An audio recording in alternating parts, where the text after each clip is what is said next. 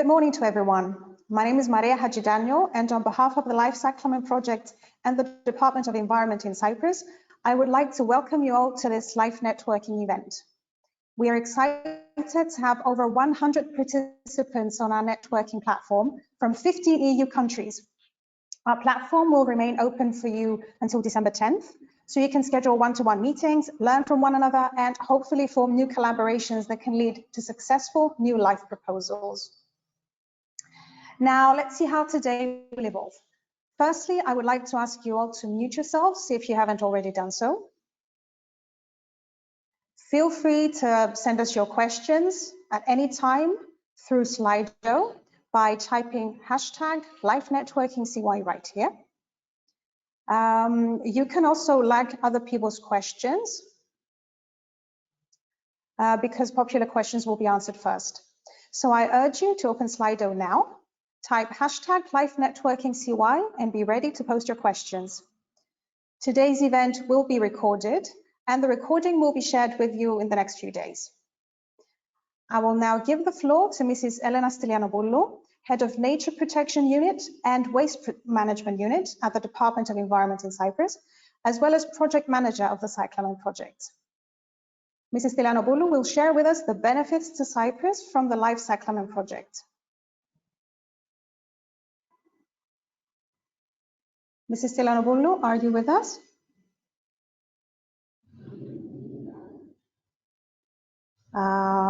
We might be having a slight delay, in which case Mrs. Marilena Papastavrou, Assistant Project Manager, will begin the presentation. Let me just share Mrs. Stylianopoulou's presentation for you.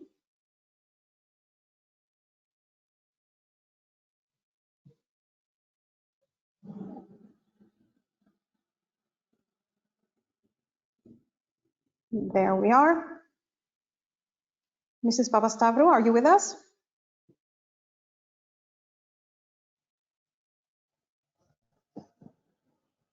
Yes, I'm with you.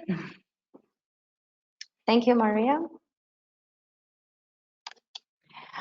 I would like to welcome you all and thank you for being here with us today.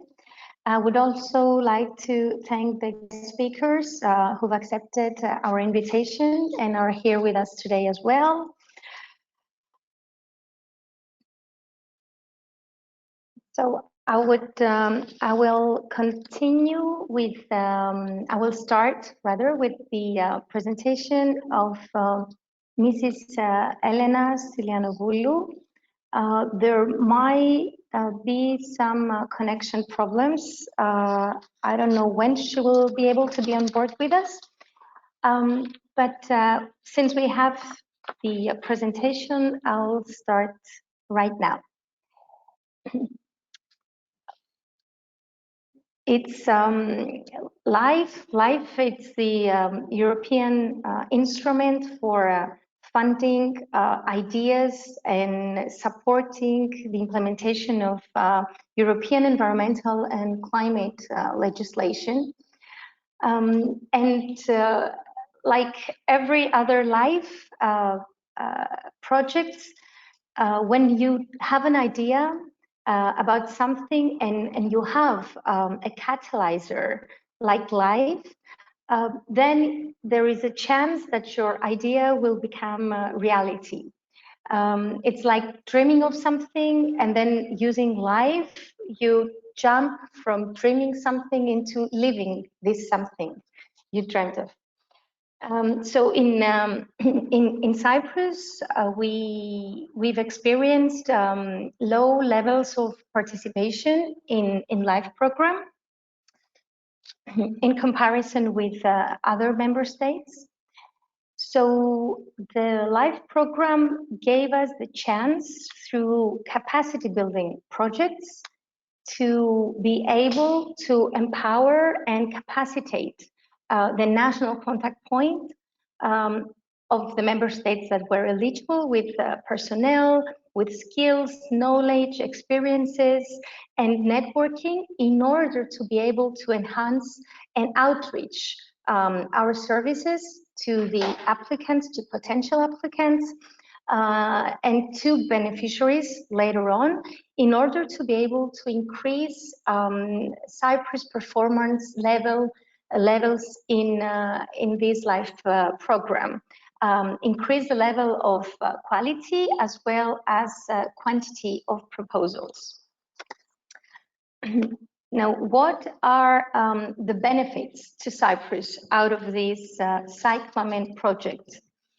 We managed to increase the overall support to applicants and beneficiaries through many different kinds of services. So we offered and we're offering pre-screening services, practical workshops on how to write a LIFE proposal, info days with general information about the deadlines, the criteria, the awarding criteria, the selection criteria, targeted meetings with interest groups, and trainings, for example, how to manage a project or how to submit a proposal. Through this first step of increased support to applicants and beneficiaries, we managed to increase Cyprus participation in LIFE program. So we now have more organizations and bodies that are interested in participating in the LIFE program.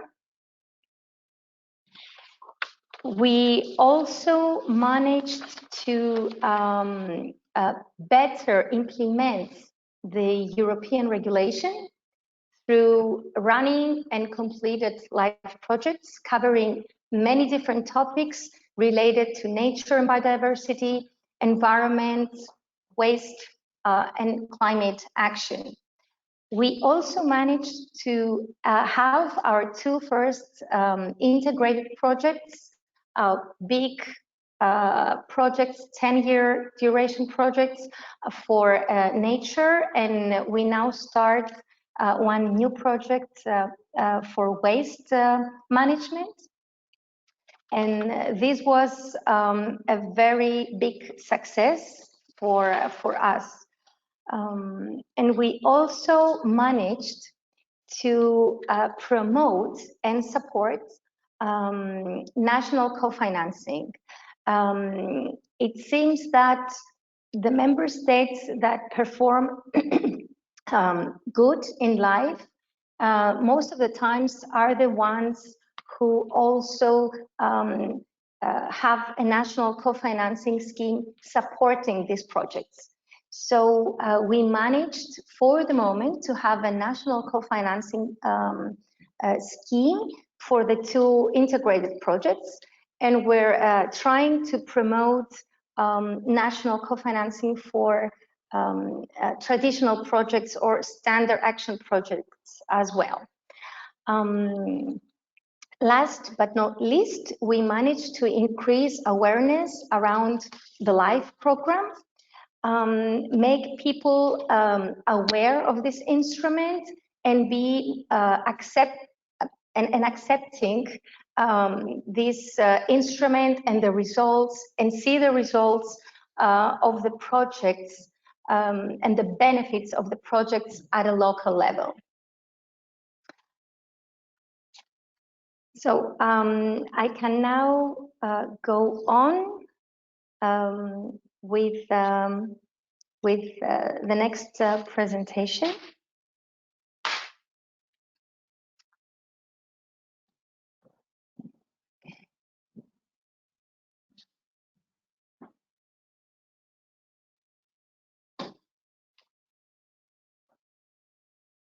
Okay, I think it's okay now. Yes, okay, great.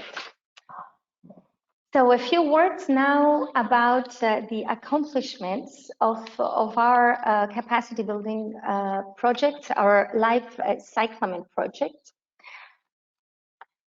which was basically conceived as an idea back in 2014 at the beginning of the previous programming period. And now it's about to end at the end of this year. And what started as a wish And as a dream, with the support of the LIFE instrument and with the support of the LIFE advisors in DG Environment, in Asthma, and in now CINEA, has helped us accomplish a lot of things in a lot of different levels. So what we managed to have in terms of personnel, we managed to hire 4 experts that increased the capacity and the ability of the national contact point to support potential applicants and beneficiaries. We were able to increase our competences, enhance the services provided, enhance the NCP networking and networking of beneficiaries and potential applicants as well, and develop skills. All this wouldn't have happened if there wasn't the LIFE instrument. A few numbers now.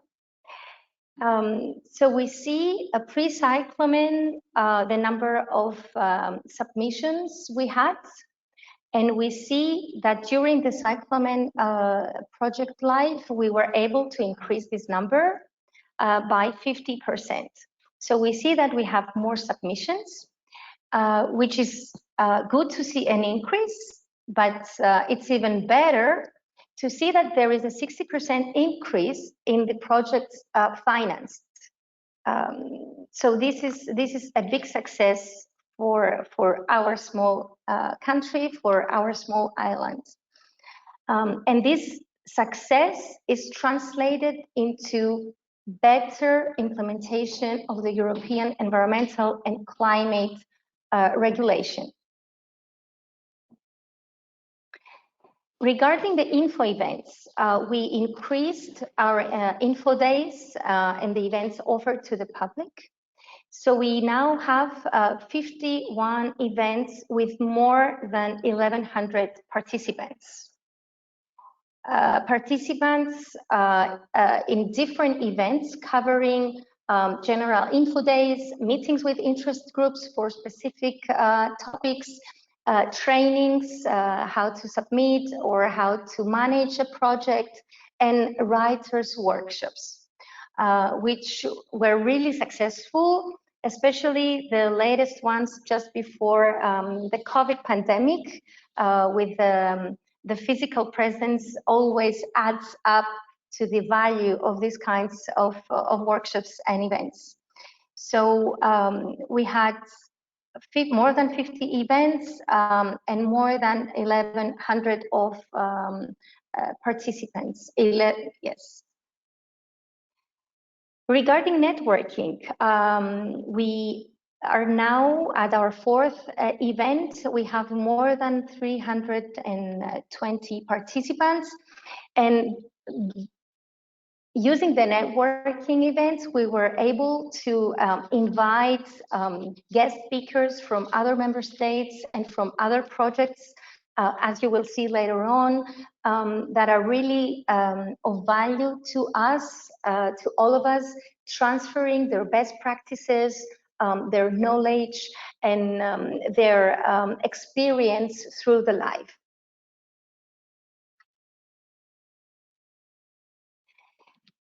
We had more than, and we do have more than 40 Cypriot projects presenting their work and their results and their best practices. We had over 20 minutes following these networking events. And the task is to be able to build even more bridges of collaboration.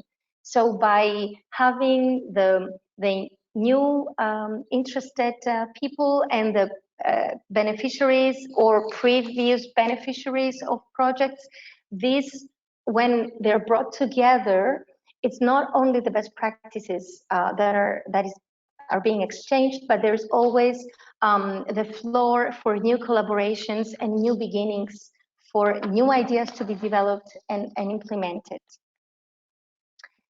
We had more we had around 7 twinnings with member states. We were able to invite and visit other countries and visit real projects on the field, on the spot, and more than 40 projects were brought in contact with Cypriot entities. LIFE projects have a dynamic that is also translated outside the firm boundaries of a project. So there is this transferability, this replicability potential, this urge to increase the European added value through promoting the results of the projects outside your country's boundaries. So we were able to do this and bring people together, bring projects together with Cypriot entities in order to enhance this exchange and this replicability potential. One more action within the LIFE Cyclamen was the signature of a memoranda of understanding with 4 big stakeholders: the Research Promotion Foundation, the European Enterprise Network, the Directorate General for European Programs Coordination and Development, and the Cyprus Employers and Industrialists Federation. These memoranda of understanding were promoted in order to create synergies, to connect with platforms and networks, to encourage participation to our events, to strengthen bonds and reach our target audience. Regarding communication, beneficiaries of LIFE projects know that communication is extremely important in every LIFE project. So we created a communication strategy that used multi-channel communication in order to attract new potential applicants. So we had a lot of targeted actions. We used new media and methods. And we always had in mind that communication is not about what we want, but what's in it for the listener.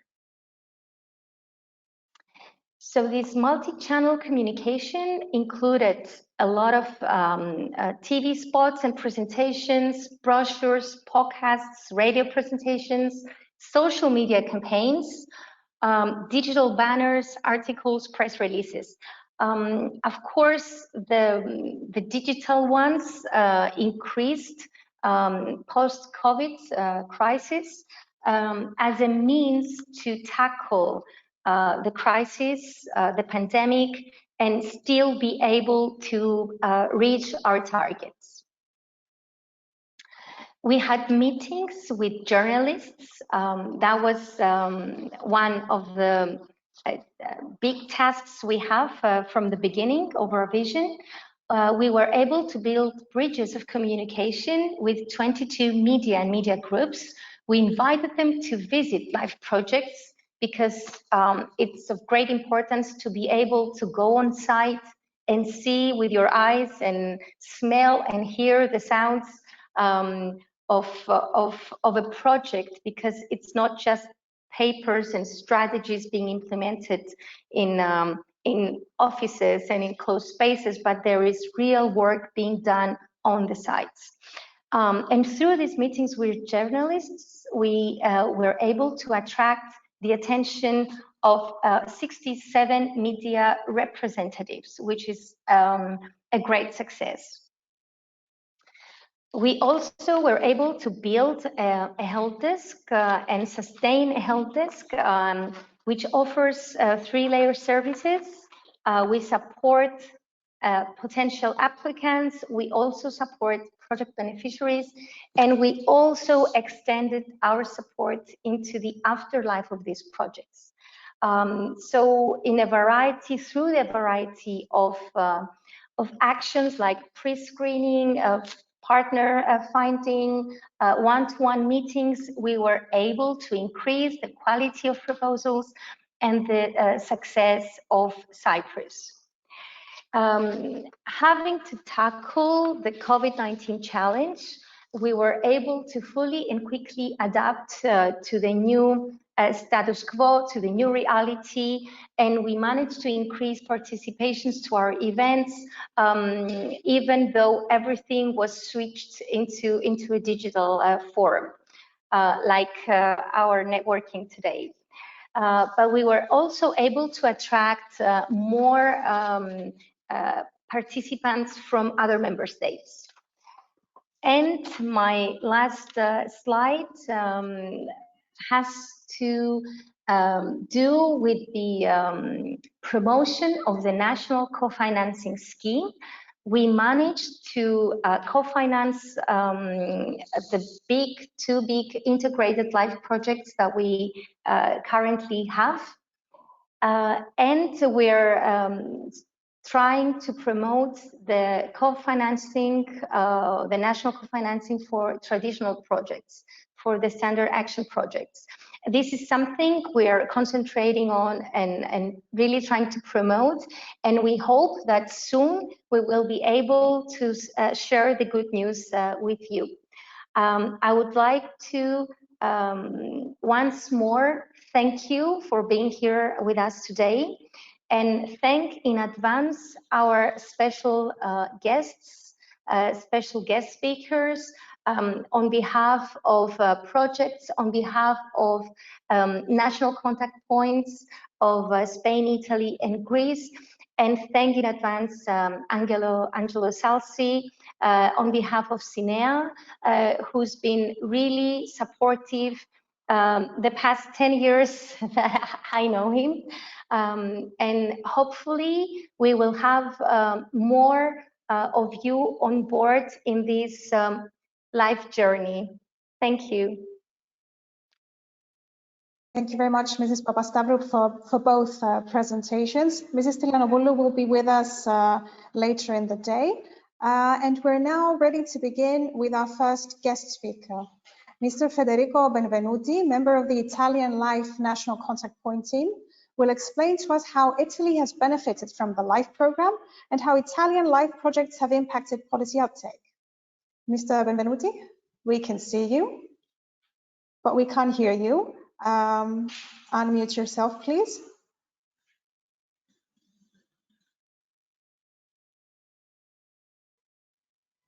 We can see your presentation, but we still can't hear you. If I can ask one of my team members to assist Mr. Benvenuti with his microphone.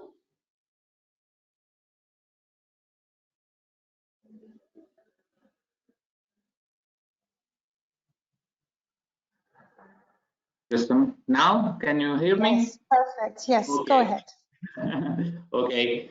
Well, I would like to thank the LIFE NCP from Cyprus for inviting me to present how Italy has benefited from the LIFE program and how Italian LIFE projects have impacted the policy update. First of all, I would like to introduce myself. My name is Federico Benvenuti, and I'm a member of the Italian team, or NCP team, operating at the Italian Ministry for the Ecological Transition. Today, I'm going to show you some data regarding the implementation of the LIFE program in Italy and our support activities for applicants and beneficiaries. I'll also give you some information regarding the knowledge platform. That is the tool that the Italian Ministry has produced in order to facilitate the access to best practice and innovative solutions for environment and climate change, developed by EU program or initiatives. Finally, I'll tell you something about our involvement in your capacity building projects, and something about some question that the Cypriot LIFE team sent to the Italian LIFE NCP unit. Okay, so since the launch of the LIFE program, a total of 946 projects have been co-financed in Italy. This project represents a total investment of 1,731 million, of which around 850 million have been contributed by the European Union. And the majority of these projects financed by the LIFE program in Italy are included in two priority areas, nature and biodiversity, with 318 projects, which represent the 35% of the total, and the other priority area is environment and resource efficiency, with 530 projects, which represent the 56% of the total. In this slide, you just can see the investments in LIFE project in Italy with a breakdown by priority area. And for today, we have 4 integrated projects in Italy. LIFE Gestire 2020, LIFE Prepare, LIFE Apps, and LIFE Imagine Umbria. LIFE Gestire and Imagine Umbria are about nature and biodiversity. LIFE Gestire, LIFE Prepare, coordinated by Emilia-Romagna region, aims to implement actions in the territory of Po Valley and Slovenia to improve air quality and to comply with the European strategy Clean Air for Europe. And the last one, the Zero Emission LIFE EP project, coordinated by a private company, will be a catalyst for the development of a fully zero emission road transport and mobility system along the Brenner corridor, that is a main European traffic axis, and in neighboring regions. In this diagram, we put a focus on the main beneficiaries of the LIFE program in Italy for the period 2014-2016. You can see that the main beneficiaries are the university in Italy, the research institutes, large company. We had a peak in the year 2014, as well as the regional authorities, and finally the local authorities. And we can see that their number has recorded a strong increase in the year 2017. Now let's have a look to our support activities for applicants. We believe that it's important to invest in relations with applicants, even if their number in Italy is very high. And so we work very hard to fulfill the request of all applicants before the submission of their proposal. Our support to applicants is primarily in ensuring the necessary assistance in the preparation of their project proposal. And the methods we use are the same for the different kind of applicants. There is no difference in that. And so we provide support to applicants on technical and administrative issues in different ways, answering inquiries from applicants by telephone and by mail, attending bilateral meetings with applicants to pre-screening their proposal and to give tips on that. Then we have obviously activities for partner for life researching, and sometimes we translate into Italian language some reference documents such as the General Model Grant Agreement. We organize different kind of events such as National Info Days, in particular at the beginning of the LIFE programming period, but also when there are significant change in LIFE implementation, and we organize workshop platform meeting such as the one that gathered together for the first time in Italy 29 beneficiaries of projects on water management and marine and coastal environment. And then another one was the platform meeting on ceramic and brick manufacturing. And over the last 5 years, we have organized 3 writing workshops.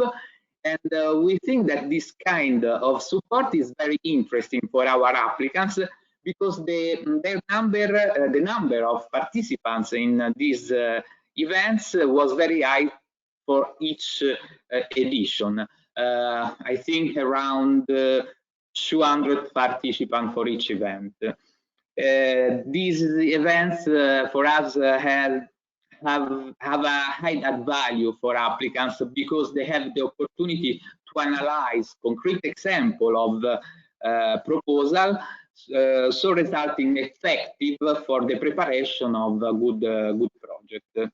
We also participate in fairs or similar events, workshops organized by the LIFE beneficiaries, including the final event of their project, or events organized by stakeholders, different kind of stakeholders, like regional, local authorities, or universities.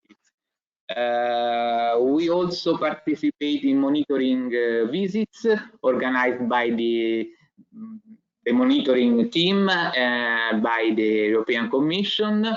And the main goal of the participation in this kind of monitoring visiting is to understand if some practical complications have come to light, how so the project could continue at the end of their lifetime, and if the beneficiaries have planned the implementation of the project's result, they call seriously the afterlife plan, and have established the sound relationship with the stakeholder. A significant part of our activities is devoted to the beneficiaries, not just to applicants, to communicate the objective, the actions, and the result of their project. The starting point of these activities is mainly the project's monitoring visits. The website of the Italian Ministry of the Environment, of now ecological transition, is the main tool for communication and dissemination activities. And regarding communication and dissemination activities, particular importance is also given to the social network. Every month, we also update a special section of the website of the Italian Ministry devoted to the LIFE program that is named the Project of the Month, that is devoted to deepen the knowledge of a specific project. Then we have realized also some monographs that are example of innovative solution developed under the LIFE program in Italy and in different contexts. Other significant activities carried out with the contribution of the Italian LIFE team and still ongoing are those aimed at ensuring the complementarity between the LIFE program on one end and the European Fund and other financial instruments for environment and climate on the other end. I would like to say that these activities for us, for the Italian LIFE NCP, are possible because we work, we operate within the office of the ministry that is in charge of cohesion policy and EU financial instruments. For example, in the past, we have contributed to implement action aimed at supporting one Italian region, Calabria region, in accessing best practice developed by one LIFE project, AGUPA project, focused on action for protection of amphibians and reptiles in the Matera Gravina, in a park called Matera Gravina. And the action inspired by this project have been realized directly by the Calabria region through financial resources under the European Regional Development Fund. Following the same approach, we still continue to help to transfer to Italian regions the best practice and innovative solution for environment and climate developed by the LIFE program. This happened in the context of the National Operational Program on Governance and Institutional Capacity. That is a program co-financed by European Regional Development Fund and the European Social Fund. In particular, this happens within the cross-cutting line of a project called Mettiamoci in Riga, that is focused on the full exploitation of the knowledge platform. And I would like to tell you that today, with this line of action, we have signed 3 memoranda of understanding with the regional authorities of Toscana, Lazio, Liguria, for the replication of 3 of the best practices and innovative solutions developed by 3 LIFE projects, 10 Recovery and Praterie, and 1 Horizon 2020 project, 3 Watt. And what about the financial options for the replication activities? Every regional authorities can use own resources, residual regional resources under the 2014-2020 regional operational programs from the RDF, or regional allocation of structural funds for the period 2021-2027.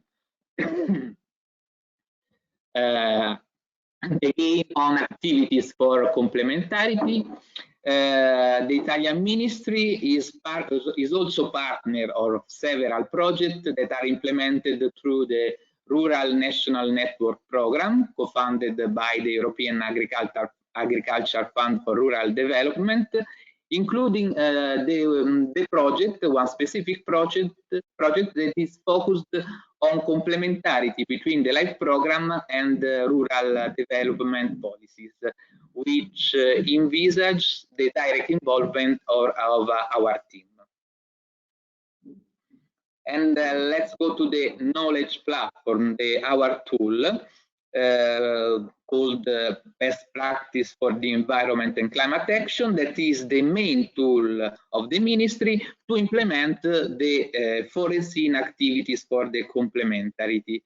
And it's important to say that this tool is not just regarding the LIFE program and the LIFE project, but also regarding other kind of projects. What is it, the knowledge platform? Is an online resources that is connected to the web portal of our ministry, and it collects best practices and innovative solutions by projects co-funded in Italy during the last programming periods under EU programs and initiatives such as LIFE, the initiative Eco Innovation, Intelligent Energy Europe, the 7th Framework Program for Research and Technological Development, Horizon 2020, and Interreg Alpine Space. This is our website, and you can see also that we have an English version. And the main objective is to improve the effectiveness of public funding and to promote the replication of the solution that you can find in the platform. Who are the user of our platform? The user of our platform are all public and private entities which want to plan to invest in environment and climate action, and who want to to replicate, to transfer this solution. This tool provides so the opportunity for those who have developed the best practice and the solution to network with all the actors willing to replicate them. Actually, the knowledge platform include best practice and innovative solution from 157 projects that are included in 8 thematic areas: nature and biodiversity, water, urban environment, energy, soil, resource efficiency, waste, and climate. And for each project, we have a project sheet that describes the project and the main result and the deliverable produced. That is, these project sheets are a useful working tool for replicating the best practice. This is an example of a project sheet from one project, Blue Up project, and we have also an app now. It's a novelty.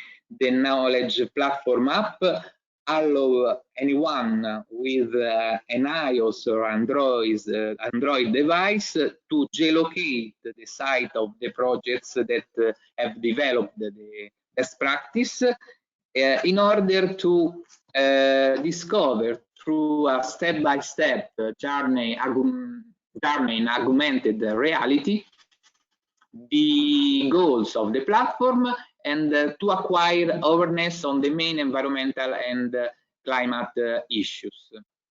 The app also provides real-time updates on news regarding climate and environment. There is also a 3-monthly newsletter. Okay, and that's it for the knowledge platform. Yes, we have also lots of social network, even more than that we use, even more those that we use for life community activities. Now, I would like to tell you something about our involvement in the capacity building project activities. Today, LIFE team from Hungary, Slovenia, Bulgaria, Croatia, Cyprus, Greece, and Lithuania made capacity building visit tours to Italy under their ongoing LIFE capacity building project. The LIFE team from the different member states met the Italian and LIFE staff in Rome and to learn how Italy supports its applicants and beneficiaries. Furthermore, they met the representative of Italian projects in Rome or across Italy and visited some of the projects' sites. The LIFE teams, obviously from the different member states, have visited those LIFE projects addressing topics of most relevance to potential applicants of their countries. In this slide, you can see the picture of the study visit of the Hungarian LIFE Cyclamen Team, and in the next slide you see other study visits. For example, Slovenia, Bulgaria, Croatia, the first study visit of Croatia, and Cyprus.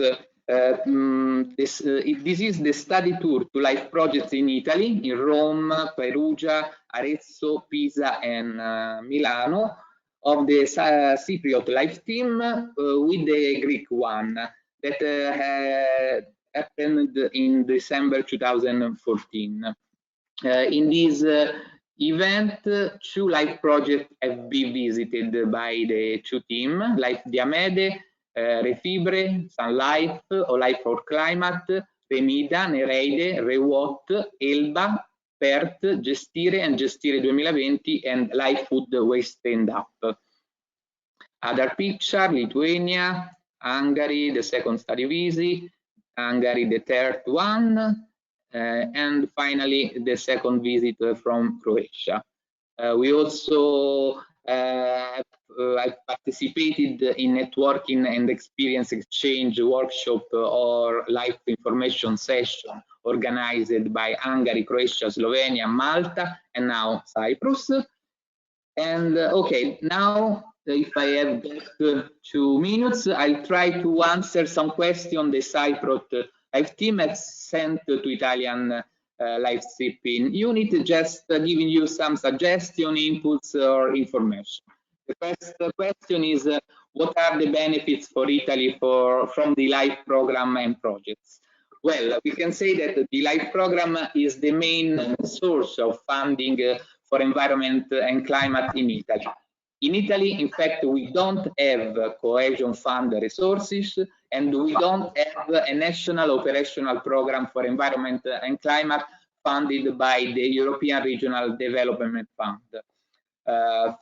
Furthermore, LIFE program ensures in Italy significant synergy with other programs at regional, national, or local level, in particular with rural development programs.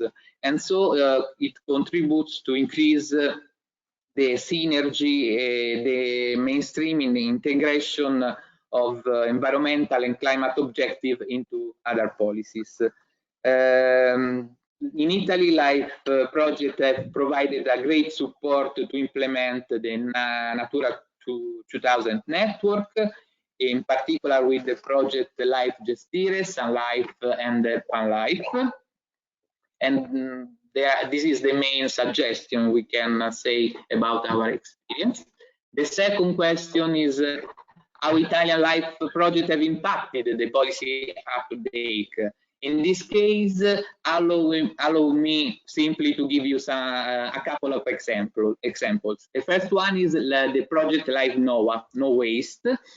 In this case, our ministry formed a working group which used the result of the project for adopting the waste prevention policy within the National Waste Prevention Program that was based on, incentives to stop discarding unsold food and promoting food redistribution.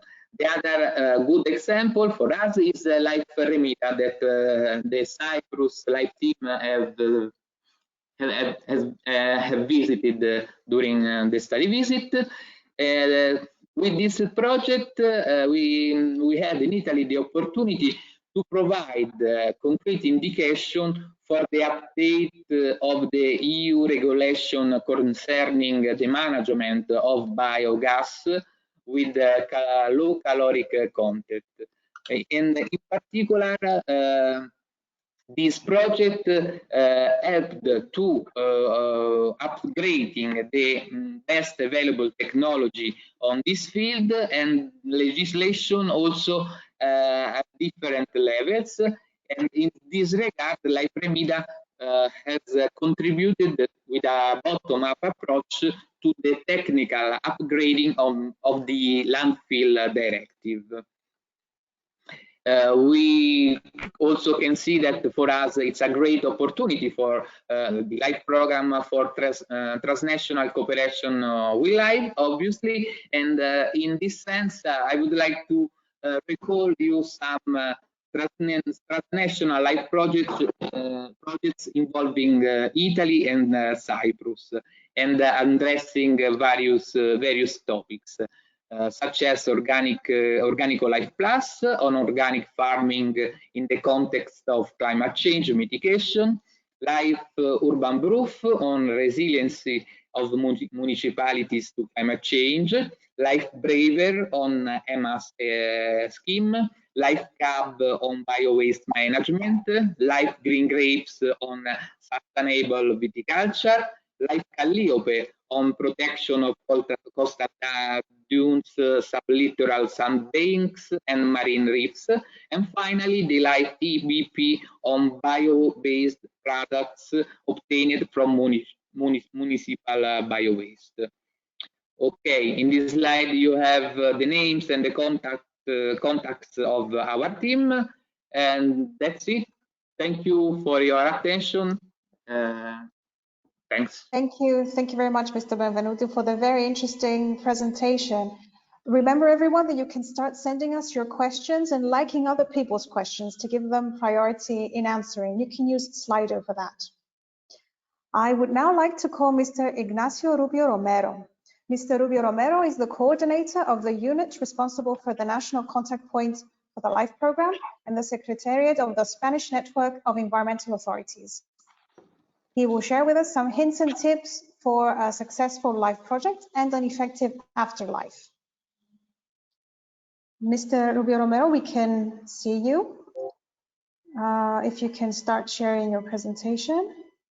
Yeah. Can you hear me? We can hear you also. Okay. Waiting to see your screen.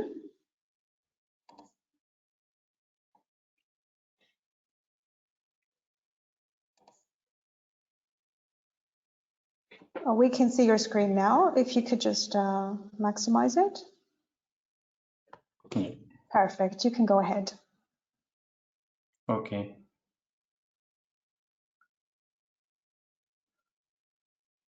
Okay. So, well, good morning, everyone. First of all, I would like to thank the organizers for the invitation to take part in this event.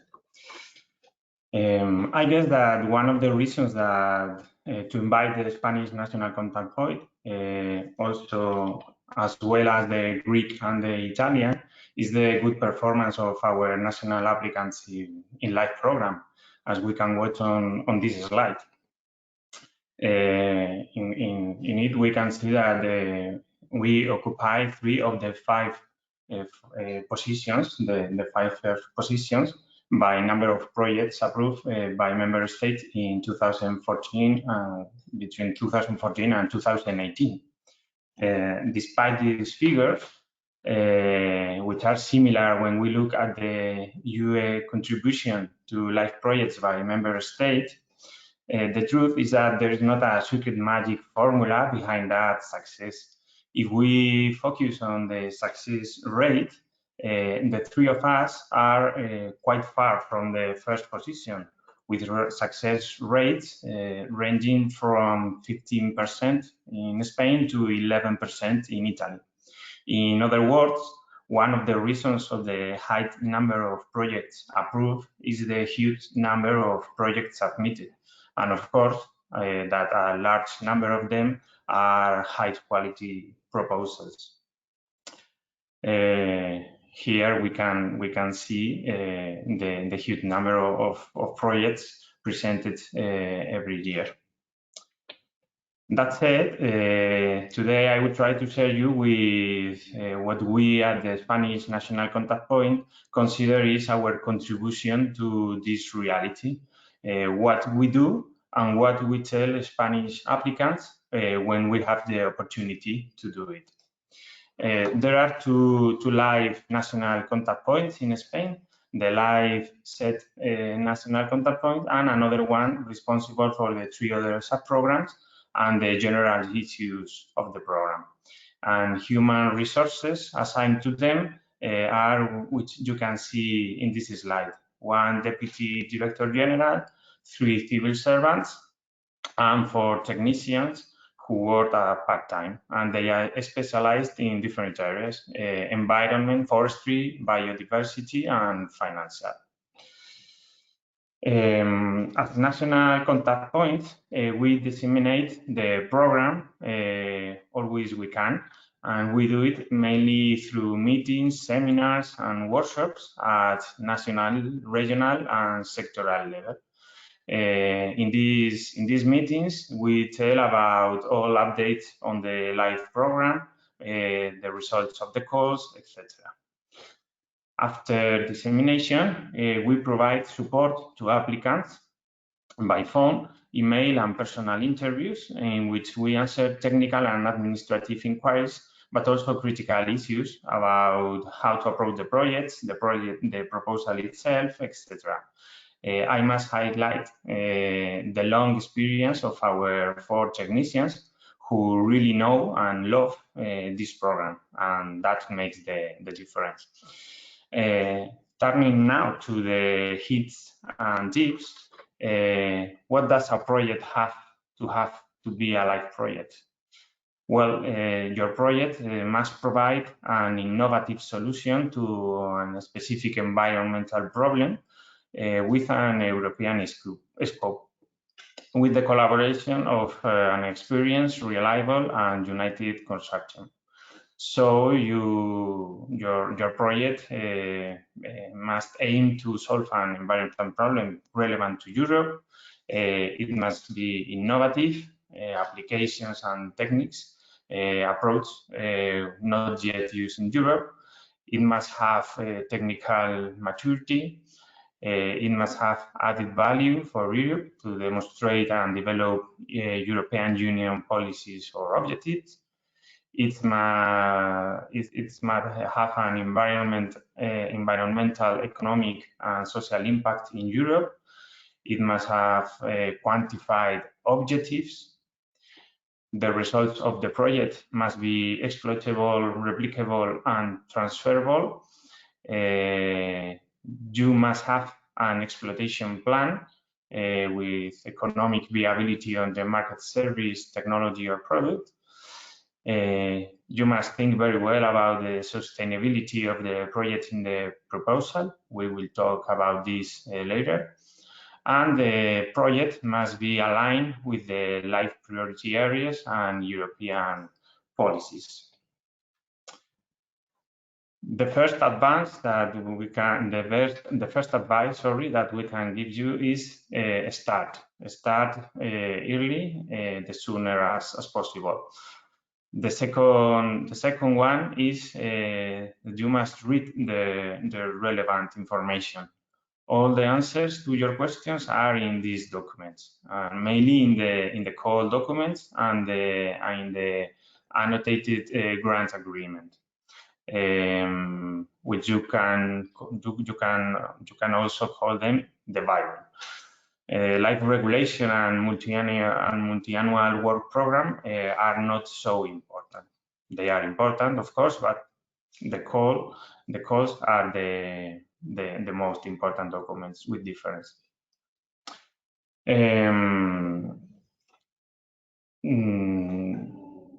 This project, Life Reusing Posidonia, is a good example of the importance of a good knowledge and a profound understanding of the life regulation and the call. When the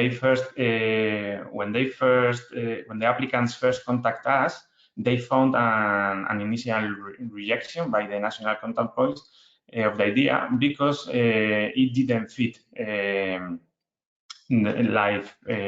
life project idea.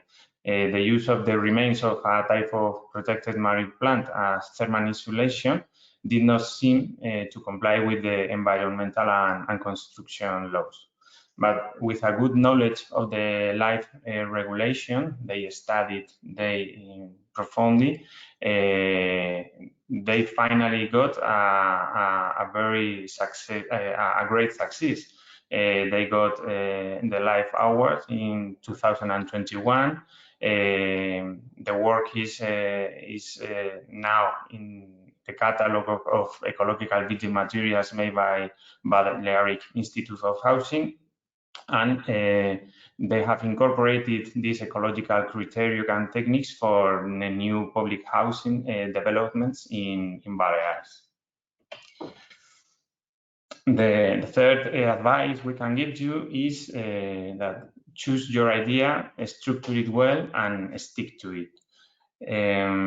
You must have very clear ideas, a clear project objective, a clear understanding of the current situation, both research or market, and your starting point. You must have a clear target group or groups, a clear set of partners, think if they are the voice of the market, and a clear path to make a difference. What impact do you want to have? An example related with this tip is this project, EcoDaibat. We didn't have any contact with the applicants. during the preparation of the project. They didn't contact us. They have the idea, they developed it, and they did it perfectly. The idea was very simple, to redesign industrial food machinery to achieve significant savings in water and cleaning products. And the result became in a reference document at EU level. So, and everything from one single and simple idea. The fourth tip we give you is to build a good consortium. It must be consistent. You must maintain your objective and your target group. It must be adaptable. Must be prepared to change if the partners, the location, or even the proposed solution do not fit from the beginning. You must choose your partners wisely with diverse competencies and experience. All your needs along the project must be resolved by the consortium. You must involve all your partners in the preparation of the project in order to avoid surprises after the proposal submission. You must keep the consortium motivated along the project and agree with them a working method for the proposal phase, and make a plan to receive their input. And a very important idea is that you don't need to cover the European map artificially. The idea can be exported to another country if your partners must be are closer to you, are all from your own country, is not a problem. If you have if the consortium is international, it's good, but it's not necessary. And here we have two examples of that. In the project Iberlince, there were 22 partners from Spain and from Portugal. The project management was complex, but it was necessary to achieve the project objectives. Because the Iberian lynx is a cross-border species, and the conservation problems are the same, but the context and the problem are not the same. In the other hand, we find this one project, HIT-R. They try to focus on energy harvesting solutions, specifically for waste heat recovery for industries which have heat-intensive processes. They have there was only one beneficiary. They didn't need any other. They developed the project without problems and successfully. Sorry, I forgot to mention that even during the development of the project, they have interest in the proposed solution.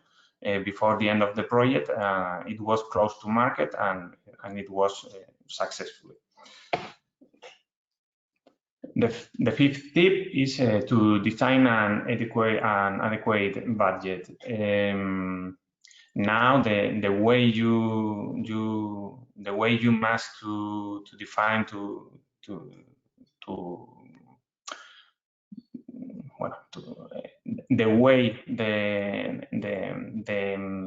the way you present your budget in the application is different, but it's very important to have this order, to start from the bottom, defining carefully all the tasks, and then with consistency assign the percentage of resources, and define the appropriate allocation among the partners, and establish an appropriate ratio of person months between major work steps. If you don't do so, you can find that you are running out of the money and it's not enough for what you need. And finally, the sixth tip is write your proposal. You must write it. You must narrow down your objectives and your target group. You should take your time to decide on the best methodology to apply and think about the impact. Define your main work steps. Follow the guidelines in the application form and the proposal template. Strictly respect the number of pages, pay attention to communication and dissemination, which are not the same. After all that, you must need the final polishing. You must check the completeness of the proposal, check the consistency of the description of the actions and the budget, ask a qualified external person to critically read and give you feedback, and you should carefully proofread the text in English and never use the Google translator. You don't have to wait until the last minute. Send the proposal on time, with time, because you can find problems that need some days or weeks to solve. So key ideas are to have a well-defined baseline and a starting point, study well the specific context, the travel companions, a good consortium, stakeholders, target group, etc. Have a logical framework, think on and define the impact and the added value, think in future sustainability and feasibility, the replication and the transfer of results, and to have a clear strategy towards the market. And focusing, and we are finishing in sustainability after life, you must tackle the technical sustainability, should be built into the project itself with an scalable pilot, adoption or recommendation tools. You must define who will do the work afterwards, who will use the tool and the product developed, and it must have a financial sustainability. Some examples that we can find here is we have 3 projects and all of them have continuity through the Castilla-La Mancha, which is a Spanish region, in its development regional program, which had all the measures prescribed or defined in the projects. Another project, the LIFE project, defined the conservation plan, the measures needed to conserve the white-headed duck, and it was included in the management program for wetlands with white-headed duck in the region of Murcia. This is another example, and well, I'm running out of time, so I finish here. Thank you very much for listening, and good luck to everybody in your application. Thank you very much, Mr. Rubio Romero, for the insightful presentation. Now let's move on to our next speaker, Mr. Yorios Prodopappas, Greek National Contact Point for LIFE, will present the importance of the Greek LIFE Task Force project for the Greek LIFE community and for the protection of the environment in Greece. Mr. Prodopappas, we can see your presentation, but yes, we can't see you. If you want, you can turn on your camera. Just a moment. Yeah, sure.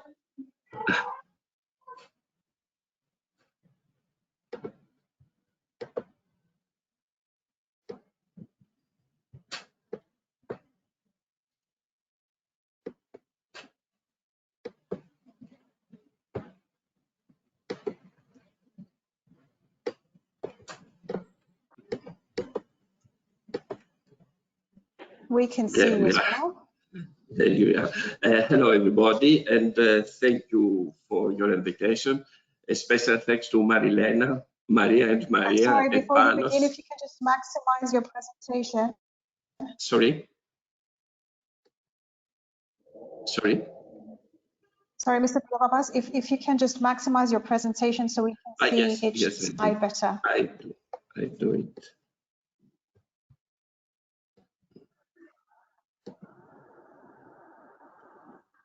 There we are. It's Perfect. You can go ahead. okay.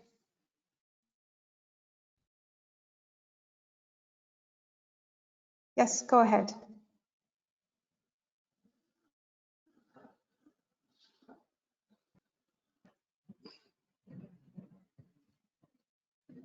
Mr. Can you hear Villalobos? me? Yes, can you hear me? Yes, okay. You can begin. Well, okay. It's always a pleasure to talk about LIFE. The subject of my presentation is the Greek LIFE Task Force project.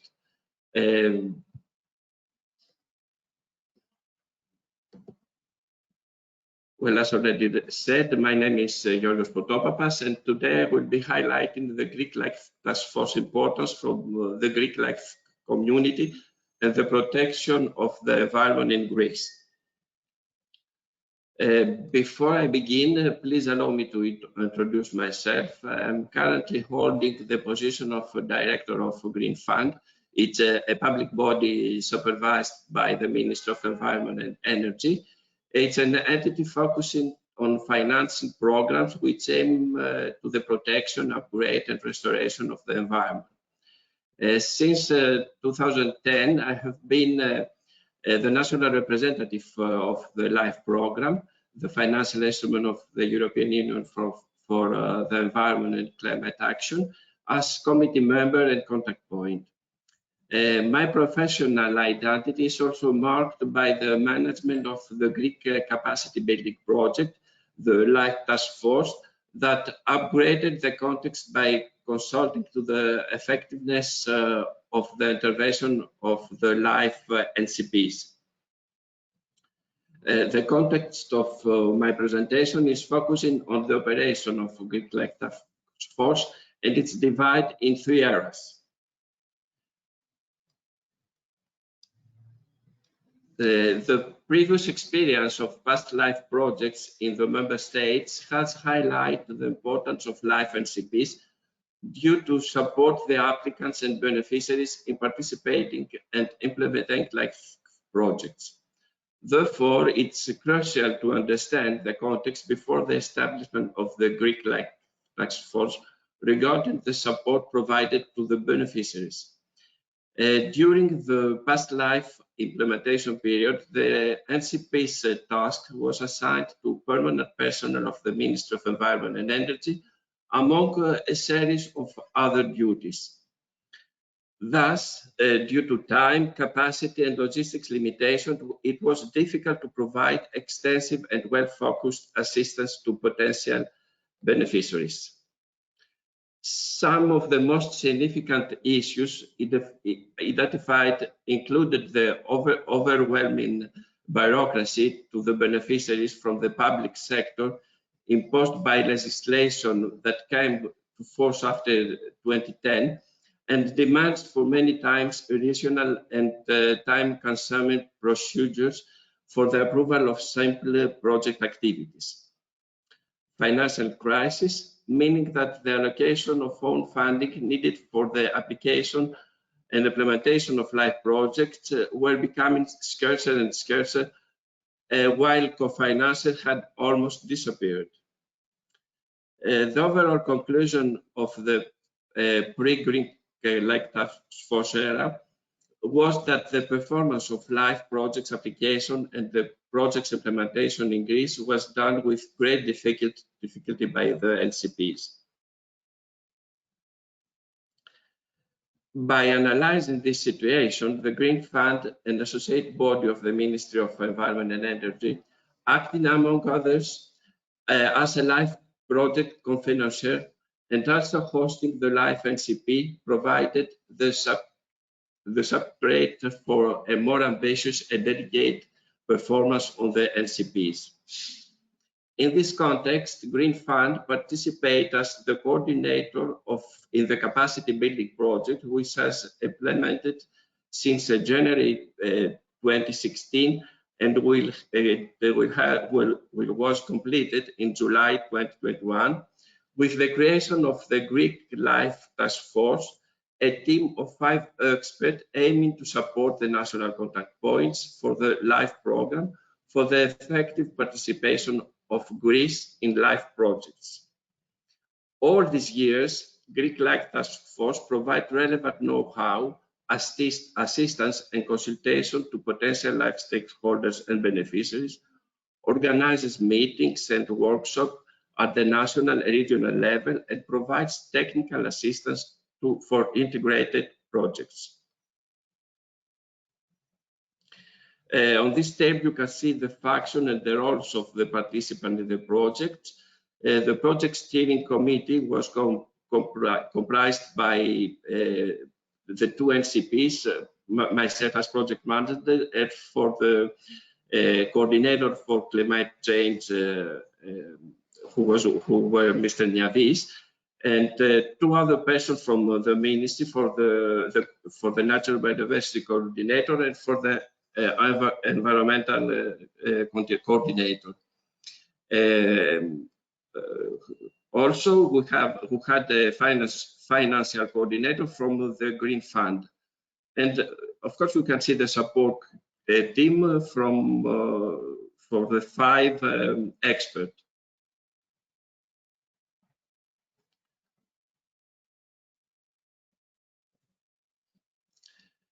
Focusing on supporting LIFE applicants and thereby contributing to the successful preparation, submission of projects, application and implementation of LIFE projects, the Greek Life Task Force implemented the following activities. Networking with other public authorities in member states by providing financial support to activities required to build the capacity of member states, with a view to enabling member states to participate more effectively to the LIFE program. A main outcome of those meetings was the idea for creating a network of the LIFE NCPs, similar to the one created for the Horizon project, to support the communication among countries, but also between countries and the EU. The Greek Life Task Force supported this initiative, and in the 2021 SINEA stated that the NCP network would operate. Adaptation of LIFE guidelines for stakeholders and potential beneficiaries. The LIFE guidelines were translated in Greek so as to reach a greater audience and engage new applicants, while at the same time provide better understanding to already experienced applicants. The Greek Life Task Force team contributed in the process of building 20 successful LIFE projects.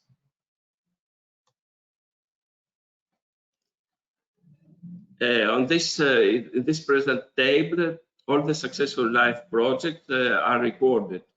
We should give special attention to the 3 IPs, the IP for Natura, the Adapting GR, the IP for the circular economy, and the new project that Green Fund has, the LIFE Bios, that focuses on the creation of central governance, a web-enabled information system that will integrate and all existing biodiversity knowledge and data in national level through an integrated geospatial portal.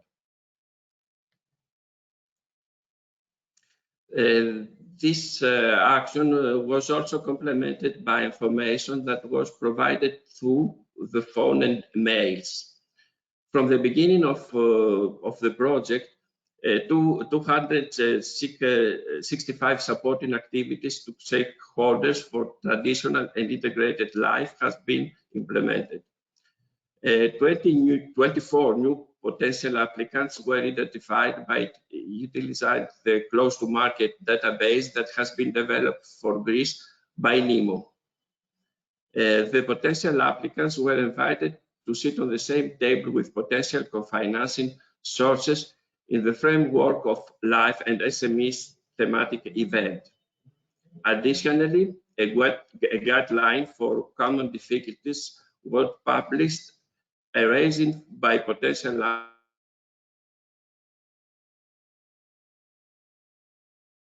applicants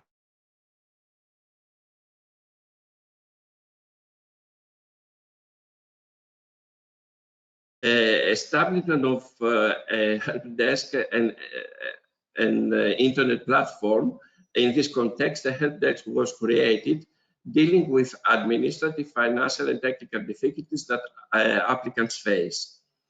176 draft proposals consulted help desk alongside with the consultancy provided through emails, telephone, and bilateral meetings.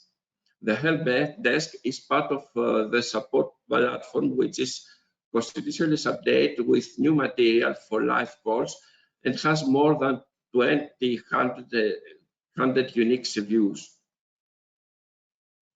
Here you can see the environment of the operating support platform. The database for live projects and deliverable in Greece was launched in December 2019 and includes the 3 ways of searching data about live projects, based on project information, based on project deliverables, and based on geographical location of the project deliverables. The database has already 1,074 unique users with 5,475 visits from 104 countries all over the world. The Greek Life Task Force uploaded the basic information for 324 projects that have implementing actions in Greece and more than 500 deliverables from 110 projects. And here is the view of the environment of the operating database.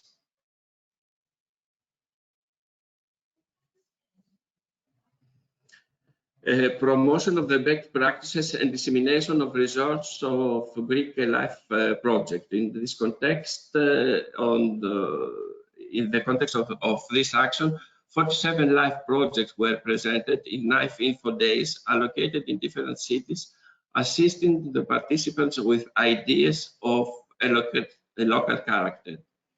17 exchange events were 192 projects promoted their best practices and results to 1,809 participants in total. 42 live projects were presented through the website special selection, the month's live projects. A very popular activity in this context was the best practices special publication, presenting 7 best of the best Greek projects and 9 best Greek projects. A special section entitled Best Project was created in the front page of the database, inspiring potential beneficiaries with projects good examples.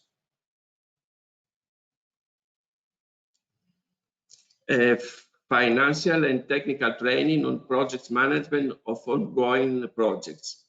The number of beneficiaries implementing a live project that have been supported by Greek Life Task Force were 13. The Greek Life Task Force team has contacted the Minister's Office and the relevant department of the Ministry of Environment and Energy in order to speed the procedure for the legal adaptation of the species action plans that have been the outcome of 3 live projects, and for the biodiversity plan and the management plan that were outcomes of 2 live projects. Concerning the policy uptake of live projects, the Greek Life Task Force organized the life and agriculture thematic event, and the result overview were forwarded to the Ministry of Rural Development, highlighted the importance to learn about and potentially result from live projects in the agricultural sector in the shaping of future agricultural measures in the text CAP 2021 to 2027. Additionally, the team provides support to the Common Agricultural Policy Strategic Planning Partnership 2021 to 2027 on environmental climate change, organized by Ministry of Rural Development and Ministry of Environment. In the context of networking with other member states' capacity building projects, the Greek LIFE Task Force participated in 7 capacity building exchange meetings, focusing on issues that were common among NCPs. Greek LIFE Task Force was also close collaborating all this year with the LIFE Cyclamen, the Cyprus capacity building project, and organized together common activities. Exchange meetings were organized jointly with each team invited the other to the info days and communication events organized in order to share the experience and also to broaden the network and come into contact with beneficiaries that in many cases were interested in participation in transnational projects. The Greek LIFE Task Force also supported the Cyclamen project in their activities by providing a list of Greek beneficiaries with increased participation in LIFE in terms of number of LIFE projects and input in relation to the co-financing of LIFE project implemented in Greece. A very successful action was linked to project planning of regional and national workshops for stakeholders involved. In the framework of this action, 70 LIFE info days were organized and 21 training seminars were implemented. 4 thematic seminars were organized. It was the LIFE and agriculture, as I already mentioned, the LIFE and cities, the LIFE and forest, and the LIFE and SMEs. And also one international seminar was organized. The implementation of this action here shows 2 things. Training works. The Greek LIFE Task Force team contributed in the process of building 20 successful LIFE project proposals with Greek beneficiaries in total. The way training is designed, delivered, and implemented matters.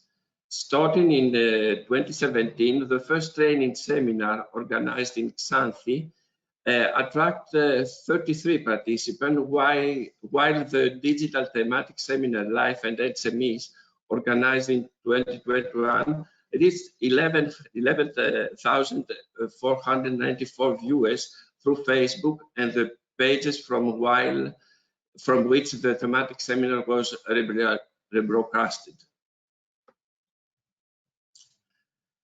Enhancement of synergies between LIFE and other funding opportunities. In this context, activities were implemented in order to identify and improve the synergies among LIFE and other funds. Overall, the implementation of this action has been facilitated due to the preparation and implementation of the 3 LIFE integrated projects, which enhanced the collaboration with the management authority of the structural funds in Greece and improve the common understanding of the synergies among different financial tools.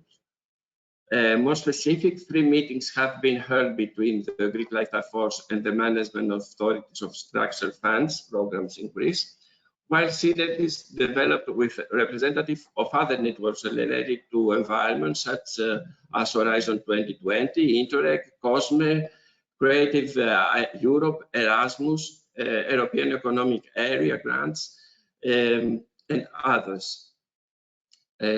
Follow-up of the completed LIFE project to enhance their afterlife performance.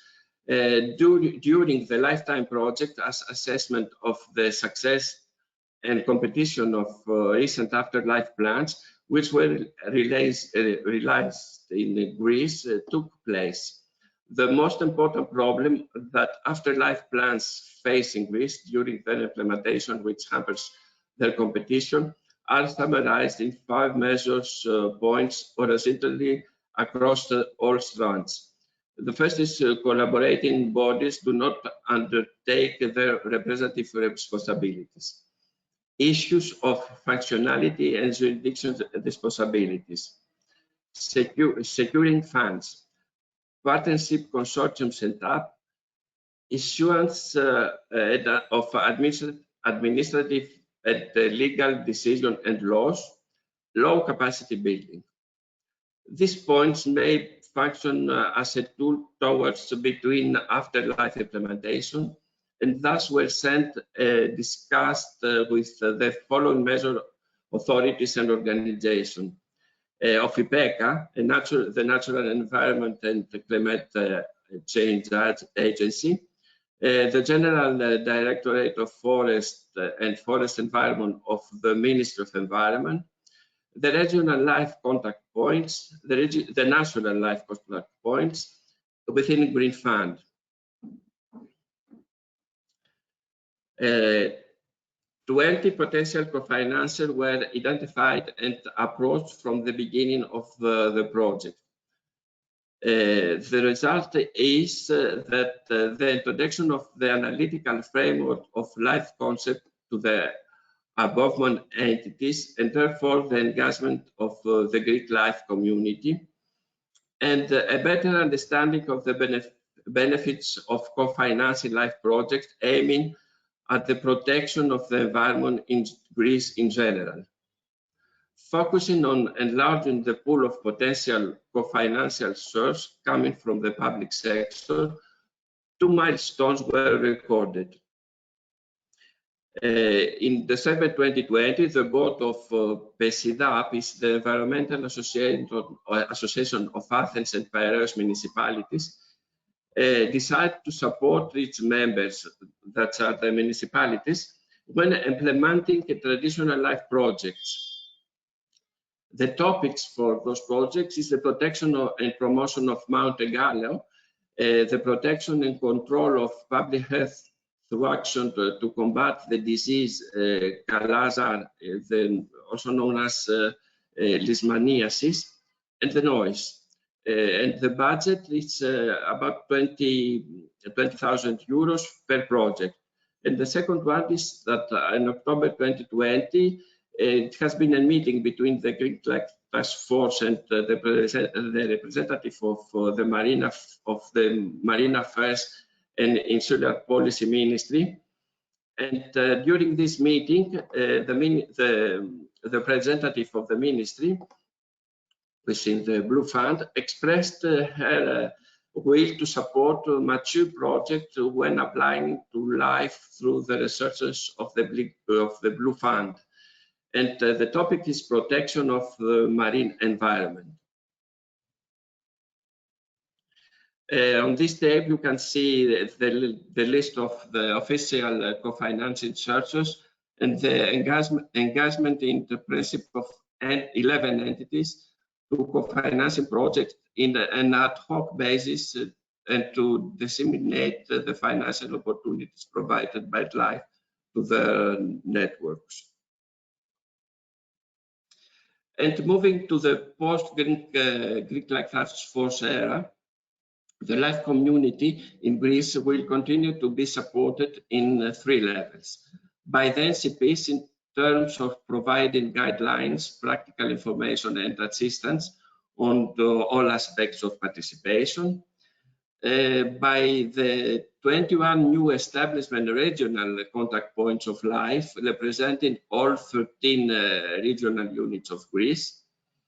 It is worth to also mention that the LIFE regional contact points have already started to uptake their role as regional contacts with interested beneficiaries for LIFE program. They communicate with interested parties, transmitting knowledge and serving as bridge between regional actors and LIFE NCPs. Furthermore, they assist the regional governments in the implementation of ongoing LIFE projects. With a decision of Green Funds Board, Technical assistance will be implemented in close cooperation with two officers who will continue to provide their support, one for the environment and the second one for climate change and energy. The two officers will act like a bridge connecting the previous capacity building project with the potential next one.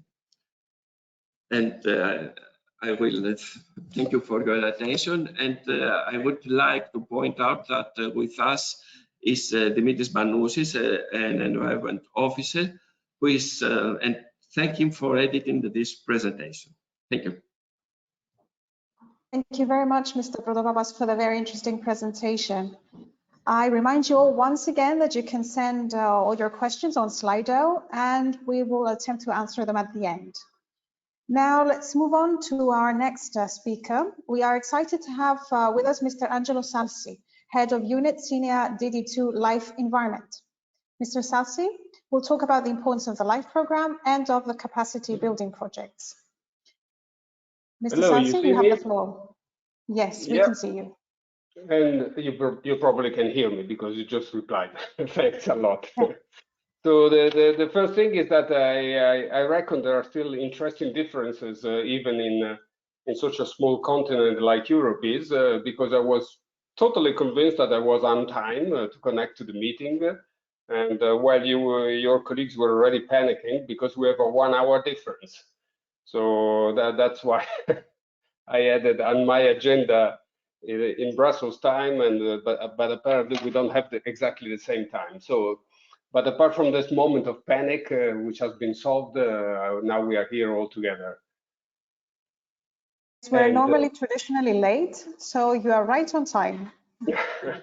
Yeah, no, but it's I've been recently in Italy for 1 whole week, and it took me a while to get used again to the non-timeliness of my Italian friends in general, because there are always good exceptions, obviously.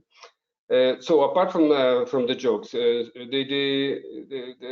this event, I find it quite important. Also, I noticed that the participation is very good in terms of number of people who are connected. I find it quite important because it's quite an uncommon event in itself, because we're talking about quite some peculiar type of life project. So we're not talking about the usual live stuff for which we have plenty of initiatives, info days, webinars, whatever you want. But we're talking about what can the member states authorities do to help the whole machinery of the LIFE program perform better. So the idea came around in the history of LIFE already long time ago, and similar concepts were developed also in other programs. And we went as far as recognizing for the first time the existence, if you want, of the national contact point. If I remember well, in the LIFE 3 regulation. Before then, the legal text was pretty silent, if you want, about the role of the member states. There was a LIFE committee. There has always been a LIFE committee, and at a certain point in time, the LIFE committee was also busy expressing an opinion on the list of projects that would go to the final decision. That's already many years ago.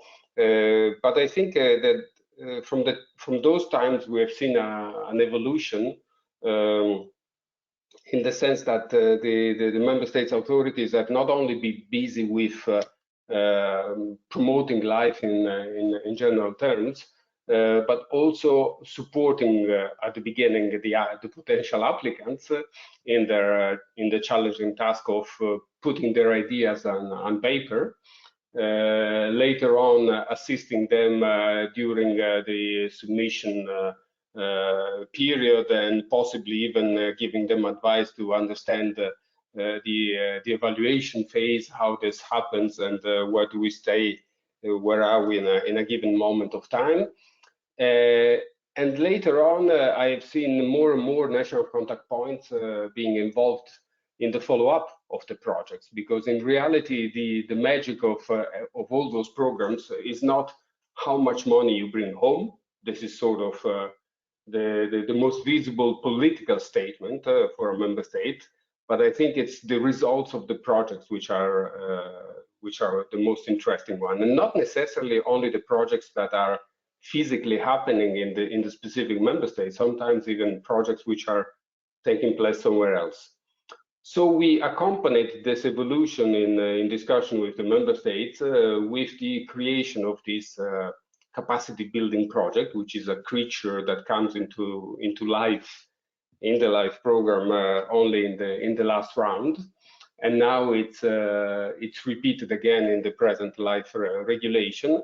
And this is a very minimum amount out of the whole budget of the LIFE program, but it's a very focused amount, because the idea was to help, in particular, the member states which were not performing that well in the LIFE program to perform better by dedicating small amounts of our resources to support capacity building and creation of the necessary structure and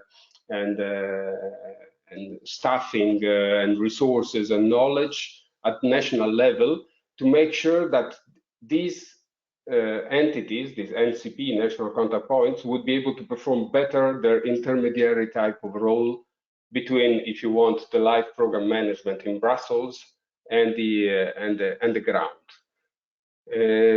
So after one round of activity, I must say that the picture is it's neither black nor white. It is like in many things that humans do, a long series of shades of gray, and there are certain member states who have interpreted these capacity building projects in a very effective and efficient way, bringing the performance, at least in terms of number of proposal and successful proposal, to a positive turn during the time already of the capacity building project.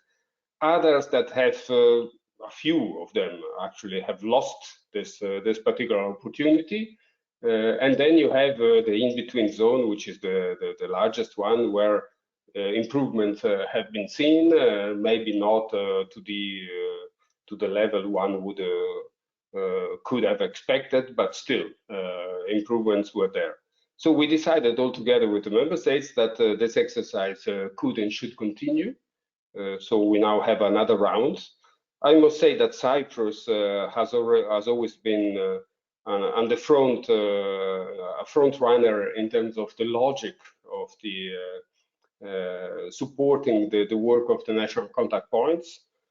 So much that we are still that we're now discussing again with Cyprus being pretty much on the lead, not alone, but still one of the leaders in the discussion about a new concept of capacity building projects. So not only those projects which are dedicated to a single member state and are used in that member states to increase the capacity, but a project which would be a sort of a networking activity where more member states would join forces together and work together as a network of member states national contact points, and not anymore as a single national contact point.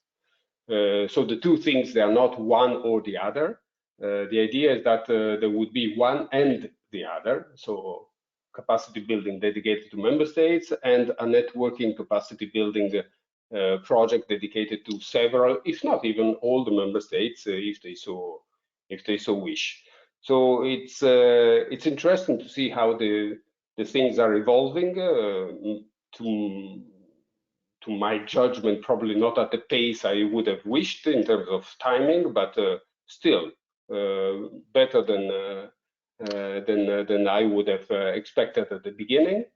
And I think that this exercise that you're currently doing here in this meeting, where you have also several member states who are participating and sharing knowledge with you, shows that this idea of networking is not something which was not there in the first round. It was, so there was already a lot of cross-talking and cross-fertilization among the national contact points within the capacity building project that were existing. Now I really sincerely hope that the next edition of capacity building projects will go one step further than taking care of the performance measured in terms of success at the level of projects being retained, which is obviously it's a big driver in the whole machinery. But I really think that we should find the resources and the time to look in what the projects have delivered, because a lot of our LIFE projects, they are simply showcases that later on should be, for example, replicated using cohesion funds or using structural funds. So the people running these big funds at national and regional level should look into the LIFE treasure cove and extract from there the best practices and start implementing them at a larger scale within the remits of their own work. The best example of them all is obviously the integrated projects, but it's not the only one. And on that one, I sincerely hope that Cyprus and Greece will continue to do their part, because we need more SIP and SNAPS proposal for the future. Let me remind you that in 2022, we have a SNAP call, so the past integrated project for nature, but in 2023, we don't have one. So if you miss that train, then you have to wait 2024 before you see it coming again. So that's another interesting exercise for the national contact points in your countries.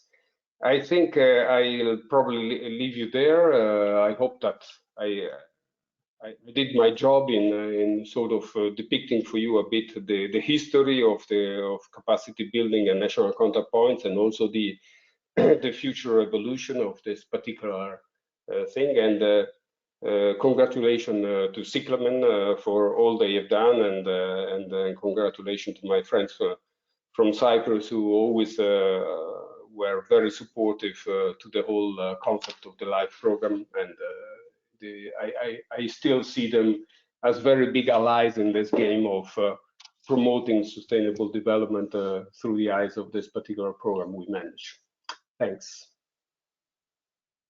Thank you very much, Mr. Salsi, for your participation and for your valuable insights and support. I would now like to give the floor to Mrs. Elena Stylianopoulou, LIFE Cyclamen Project Manager, as well as Head of Nature Protection Unit and Waste Management Unit at the Department of Environment in Cyprus. Yes, Elena? yes, thank you, Maria. Good morning or afternoon, depending on where you are, or noon to everybody. First, I would like to apologize because technology has abandoned me this morning. I was supposed to speak to you this morning. However, where I was, it was impossible. So I wasn't able to welcome you this morning in this meeting. Ms. Marilena Papastavrou has mentioned a lot of the issues concerning the benefits of this project for Cyprus. And well, before going on with reiterating some of the important issues for our country, I would like first to thank Mr.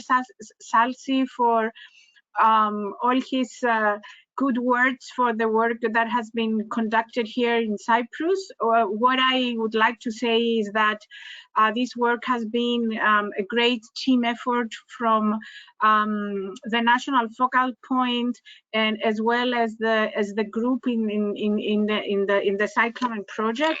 So I would like to thank them all for these efforts that really made a difference, I think, in really taking the LIFE program and the awareness around the LIFE program a couple of steps further. It's not only one step further. So I would like to thank them for that. Of course, I think you all have heard what the benefits are from this program. And well, one of the main things, of course, is the support given to the applicants and the beneficiaries. The applicants first, in order to really have better and more quality, high quality proposals, and also to encourage more applicants to apply. So it's both increasing the number of applicants and the quality at the same time. I think we have achieved that in our program, and believe me, it's not an easy task, taking into consideration that we're talking about a program which is very demanding, and also it needs to be very well planned well ahead. So I think that was a good achievement, a great achievement of this project.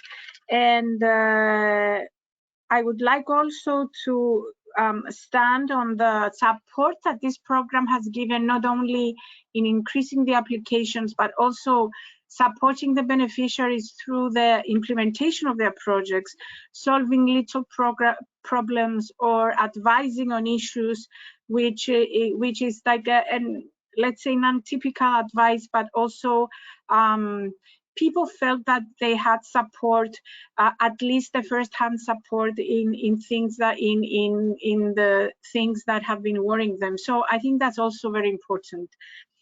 I would like also to stand on another issue, which I think maybe we have now lately have really put it into our framework, is what do we do with the projects? How important are the projects overall?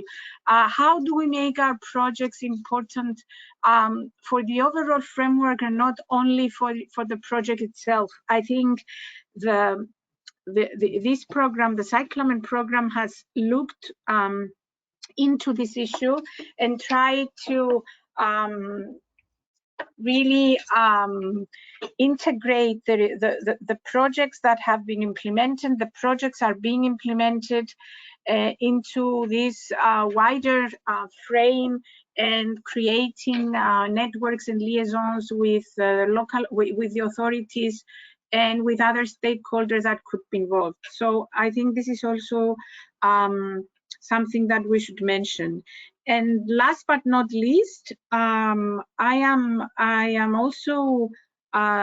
would like also to reiterate the importance of this program in pointing out the synergies that the LIFE program has. I think that it's something that Mr. Salsi has mentioned very accurately, I would say, in how the LIFE program is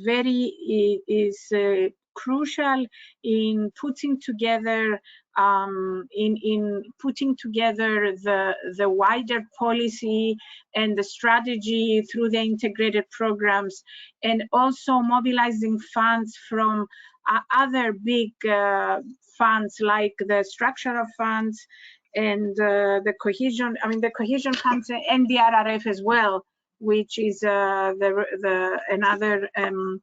another source of funding that has come up in the past 1.5 years. So yes, it is very important. I think that this project has really helped the policymakers in putting together their strategies and putting it down in a project form, which is a long project. It's a project that will last for some years, and putting down the different actions in order to have results. So I think this is a great achievement of the Cyclamen project. As Cyprus has 2 IP projects that are running, one in the nature section and a new one hopefully to start very soon in the waste management section. So yes, not repeating what has been said before, I would like just to say that it was a great experience. I think it left us with significant benefits, this project. And once again, I would like to thank the team who has been running this project for the past years. And yes, we are here, and we would like to see how we will develop further the benefits gained from the project, and how we will move forward in not losing this momentum that has been gained in the past year.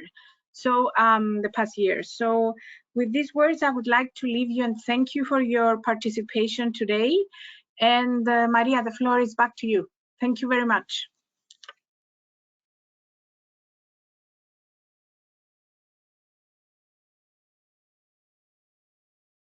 input. We are now actually ready to dive into the experiences and best practices of other LIFE projects. Let's start with Dr. Panayotis Guis, LIFE Media Project Manager.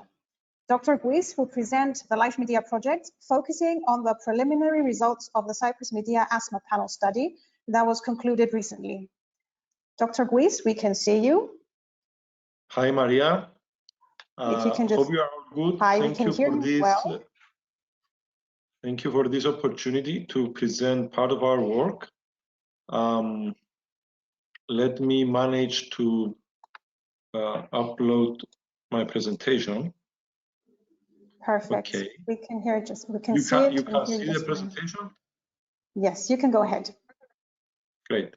So this is a great opportunity for our project. So I represent the Medical School of the University of Cyprus that are the coordinators of a LIFE project in the climate change adaptation leg.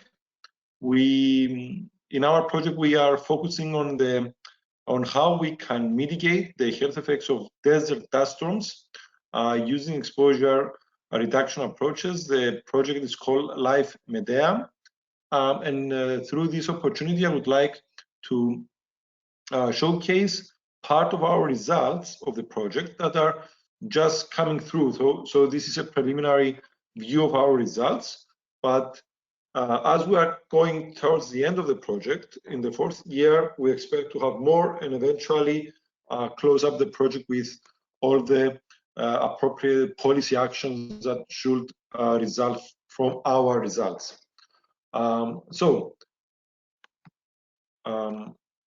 Let me change. Okay, so desert dust storms is an environmental problem with well-recorded health effects for primarily susceptible individuals like asthmatics and cardiovascular patients. It's an environmental problem that occurs mostly in Southern Europe due to its proximity with the Sahara Desert in the North Africa. But as we go towards from the northwest to the southeast of the Mediterranean basin, we see that the problem is even worse. So as you go southeast in the Mediterranean basins, you get desert dust storms that are more frequent over the year and are more intense. So when they happen either for more days or they have higher levels of dust in the atmosphere, meaning that we expect to get more health effects from these dust storms. So this is a characteristic pictures from the southeastern Mediterranean that shows Cyprus fully covered from dust that came from the Egyptian desert, from the Sahara.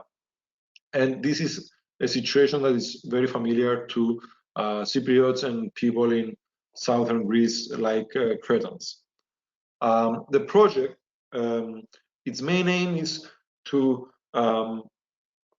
provide the necessary scientific evidence, because still they are lacking, and to develop a strategic plan on how Cyprus and other desert dust affected regions can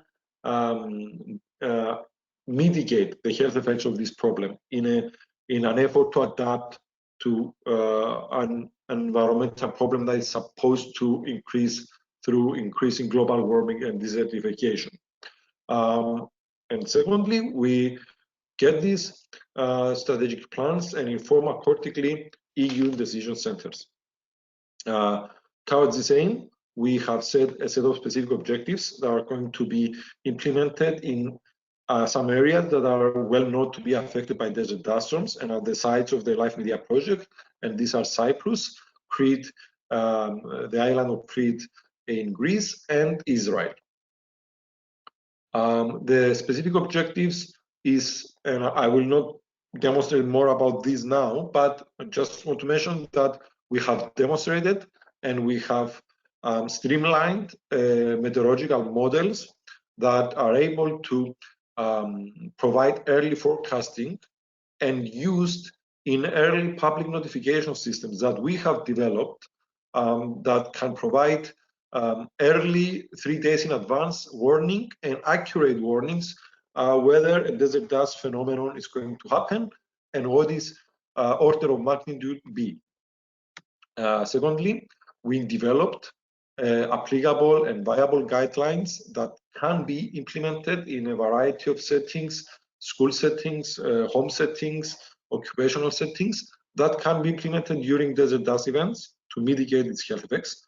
We have tested these guidelines to see whether they were successful in reducing exposure and mitigating the health effects.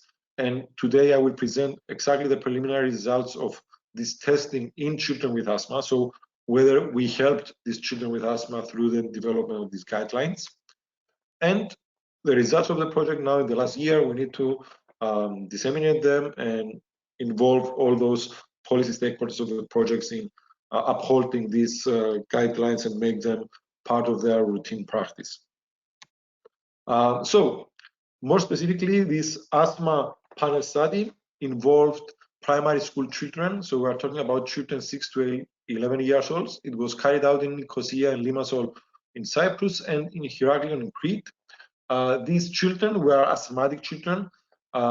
Specifically, they need to have a clinician diagnosis of asthma, but also some evidence that their asthma is active. So they have to either be taking asthma preventing medication or in the last 12 months demonstrate episodes of wheezing or unscheduled clinician visits for asthma.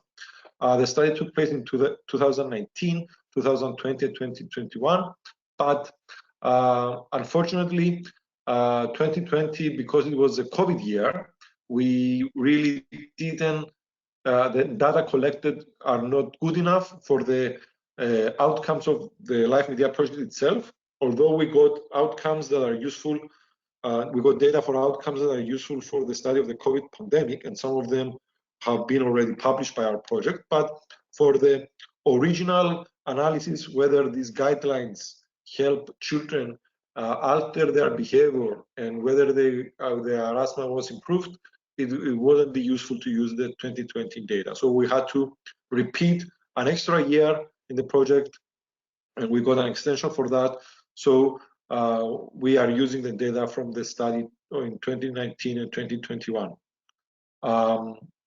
The participants were divided in 3 parallel groups. The groups that did not do anything, we just observed them.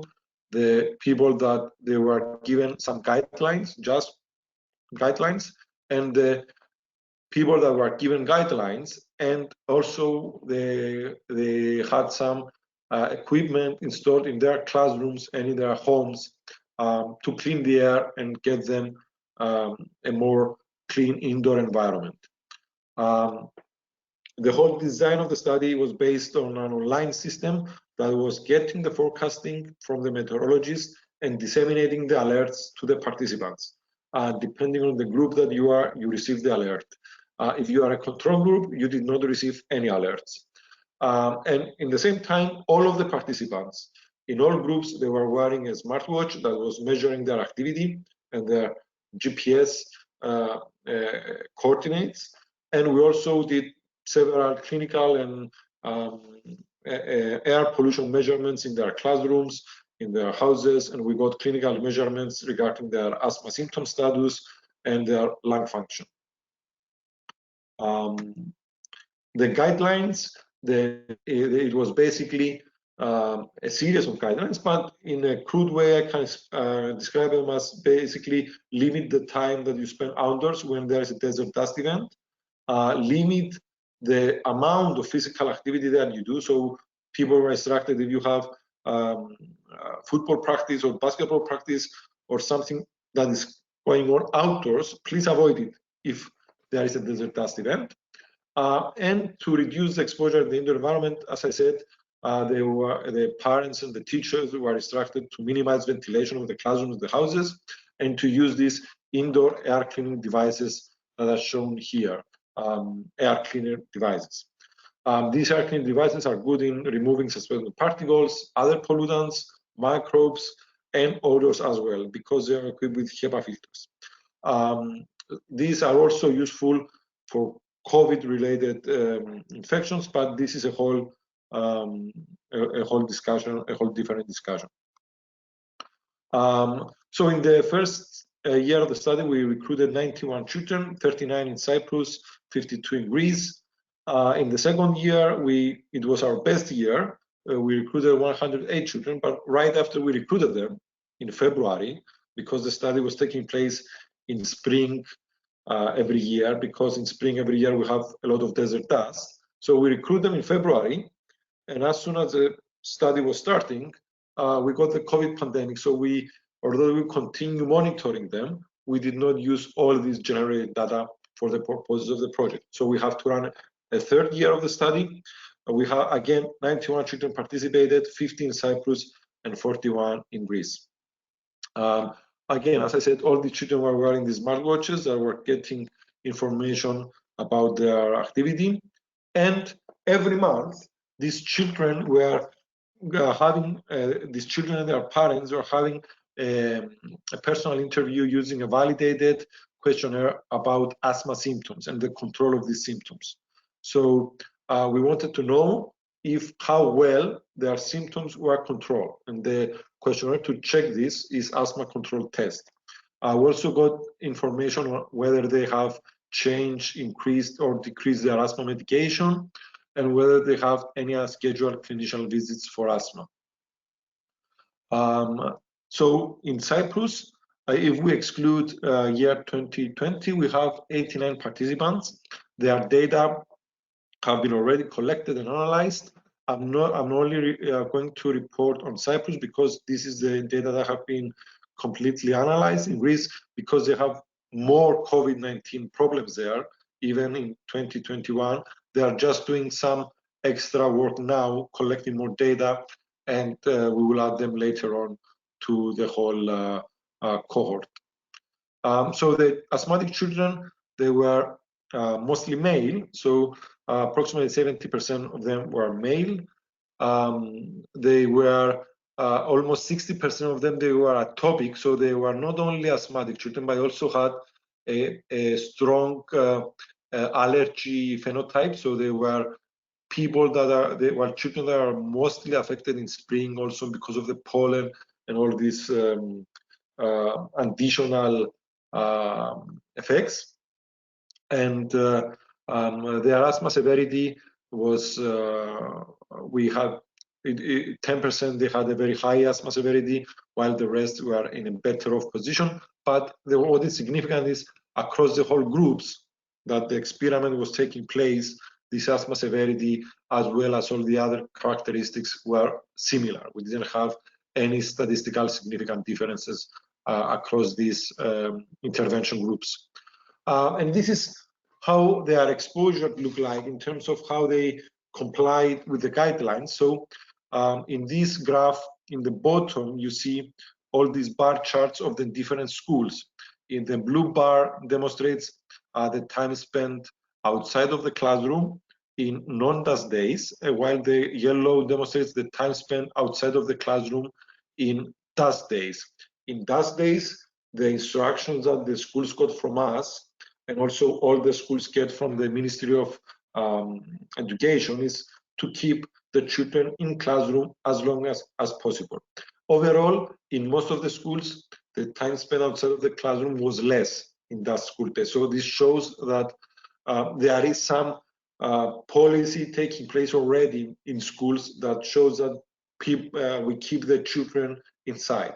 However, and this is good, in schools that participate in the project and they did the full intervention, the reduction in the time spent outside the classroom was much greater. So in schools that they did the full intervention and they did follow the media guidelines, the impact of dust days was that the children were getting more and more inside. So this shows that our guidelines were respected by the schools that participated in the study. That shows that these are viable guidelines. And we also had the data to see what was happening in the rest of the day, except school hours. So how the families and the parents were behaving with the children. And we see here that in the control group, there was almost no change between dust and non-dust and dust days. So families in the afternoons, the kids were still outside. The kids were still going to their private lessons. They're still going to their training activities. While in the groups that participate in the study, we are following the interventions, the outdoor and the combined interventions, this was much greatly reduced. So this is the main findings in terms of how viable and how easy we are for the people to follow these guidelines. And although we see that there is an improvement, we understand that this is a partial improvement. You cannot keep children all the time inside, either in school or in the afternoon hours. What is important is the health effect. Did the children that follow the guidelines had an improved health effect? And the answer here is yes. In this graph, we show the development during time. So this is the first column in the left. The first 3 columns is the first assessment of symptoms. The second assessment of symptoms, the third and the fourth, as we go to the right. So the 3 groups, the control versus the other 2 groups, they start similar. So the greater you are in the scale, the better you control your asthma, the less symptoms you have. And by going through the spring months, so starting by February, going into May, we see that the control group was getting gradually worse than the full intervention and than the combined intervention and the outdoor intervention group. So this shows that the intervention guidelines and the use of the air cleaner did help these children to be better compared to their controls. This is the statistical analysis. It shows that for every additional month, you get approximately an increase of 0.6. So over the whole spring period, you get an increase of about 2 to 3 points in the ACT score, and this is a clinically significant difference based on what we know from the literature. So it's not just a statistical improvement. It's something that has been shown that it's been clinically significant. And what is interesting is that this effect was much, much, much better and much more stronger in the children that they had also this allergic phenotype. So if you had this type of asthma that also have allergies, then you were much, much better improved. So the improvement was over 1 point every month. So it was a huge improvement for these children, and we are happy because this shows that the more severe your asthma, the better you are served from these guidelines. And the combined intervention, the one with the air cleaner, did even better than the one without the air cleaner. So there wasn't dose-response relationship as well. We still not fully analyzed, but we have evidence that scheduled visits were also reduced.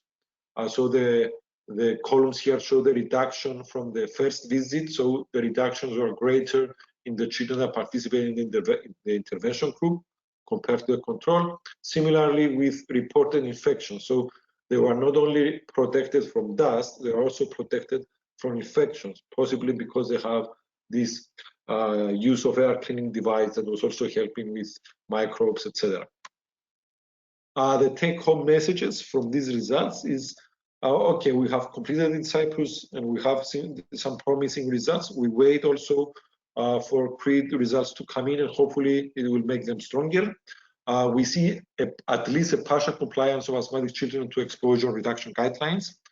And compared to controls, the asthmatic children did demonstrate that when they are under intervention, they have clinically and statistically significant improvements in their asthma symptom control. And this was more profound in children with allergic phenotype, atopy, it's called, and in children that are also using the air cleaner, not only the behavioral interventions. And we also have this evidence of reduction in respiratory infections and reduction in the likelihood of unscheduled clinician visits. All this now is the completion of the fieldwork. And based on this data that we are analyzing now, we are informing all the stakeholders and all the policies that need to be updated with this new information, because this information is what was lacking to update these policies. Now we can make suggestions based on these policies. We can calculate the cost effectiveness of these solution of using these guidelines and using this air cleaner. And now we are in the process, because it's 1 year left in the project, to actually take on and implement all the replication activities that we have designed and prepared for all these years. Special thanks to our team, and you can find more if you check the live media literature. We have already several manuscripts and documents published on these policies. And thank you very much for your attention. And if we get any questions, I will be happy to answer them later. Thank you. Thank you very much, Dr. Guiz. It should be very interesting to see the overall outcomes of your project on this hot topic of desert dust storms. As we're a bit behind schedule, we will not be having a break, and we will go right ahead with our next speaker. Dr. Katerina Gutsovoulou is the coordinator of the LIFE IP for Natura project for the Green Fund. She will present this integrated project, which is the first centrally coordinated initiative to implement the Greek prioritized action framework for Natura 2000 in Greece. Dr. Gutsovoulou, the floor is yours. We can see you. We can hear you. You can see the monitor? We can't see your screen yet. Yes, we can see your presentation now. If you can just maximize it. Yes. Okay. So now it's okay? We still can't see. Oh yeah, perfect. You can go ahead. Okay. Okay. So hi. So I will be presenting the LIFE IP for Natura project. It includes integrated actions for the conservation and management of Natura 2000 sites, species, habitats, and ecosystems in Greece. I have to say that the capacity building project in Greece was really involved in the preparation of this of the project proposal. So it was an important element of our project, of the capacity building project. So it doesn't turn slides. Okay, so the project has a total budget of 17 million euros and the project duration of 8 years, starting from 2017. The consortium comprises 12 beneficiaries. It's 6 public institutions, 4 universities and 2 NGOs, which are under the coordination of the Ministry of Environment and Energy. And it constitutes the first centrally coordinated initiative to implement the Greek prioritized action framework for Natura 2000 sites in Greece. The project aims at improving the conservation status of species and habitats of community interest, at implementing an integrated approach for the management of the Natura 2000 network, at building capacities of the competent authorities in support of the implementation of the EU nature legislation, actively involving stakeholders in the conservation and management of Natura 2000 sites, raising awareness and promoting citizen participation towards the sites, the Natura 2000 sites, and also supporting the mobilization of complementary funds to meet the objectives of the nature directives in Greece. All the above will be implemented in 20 actions in 4 phases of a 2-year duration.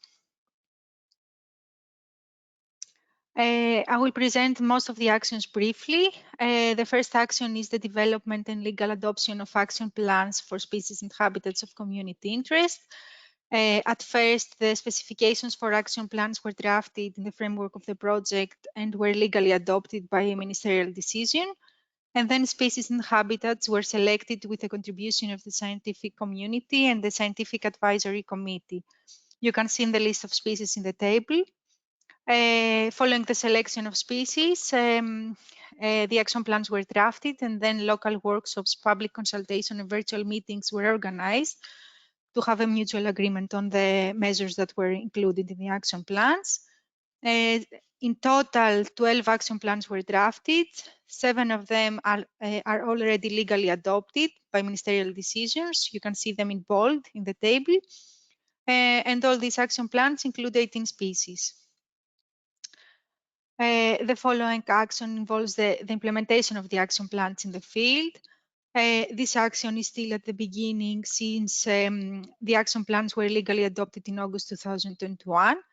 Some preparatory actions have already begun for the vultures multi-species action plan that include population monitoring, telemetry, data management, and engagement with local authorities. And these activities are complemented by actions already under implementations that are related to the conservation of vulture populations, as the poison baits management and the wind farm spatial planning, and also by a complementary action to our project, which is the spatial planning of vulture feeding stations. Another action is the mapping and assessment of ecosystem and their services, which is being implemented. Here you can see an ecosystem type map of Greece at MAES level 3, and the deliverables of this action will include an ecosystem types condition map of Greece inside the Natura 2000 sites at a scale of 1 to 5,000 and outside the Natura 2000 at a scale of 1 to 50,000. 3 maps for provisioning services, for regulating and maintenance services and for cultural services, and finally a report on the integrated natural capital accounting for Greece. Also, I have to mention that the 4th European Conference on Ecosystem Services will be co-organized by the LIFE IP for Natura project next year. The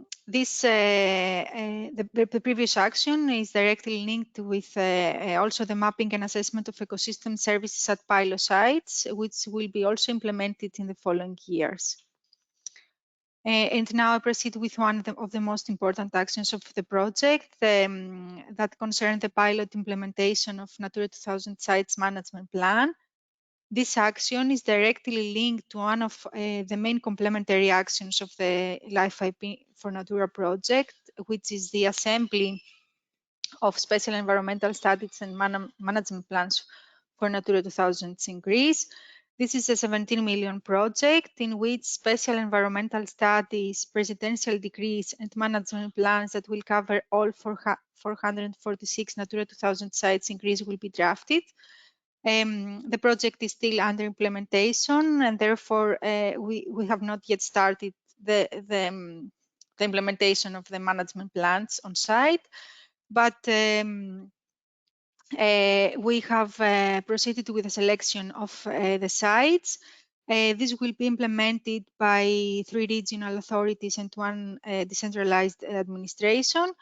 At first, a provisional list of sites for each of the 4 regions was based on threats and pressures and habitat, species of community interest, or the presence or absence of management bodies in the previous years. And also, it was important to see the representativeness in different ecosystem types. And following 4 workshops, 1 in each area, and the project meeting of the steering committee, these sites were selected, as you can see in the maps, for the region of Crete, for Eastern Macedonia, Thrace, Attica, and Epirus and Western Macedonia.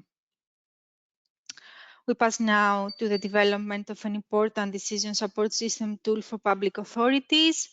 At first, all available and existing Natura 2000 monitoring data were included in a database, and then the system has been developed that will help nature administration managers and personnel of public services to better monitor the status and conditions of Natura 2000 sites in Greece. It will also provide guidelines, up-to-date information and knowledge, permission and authorization status.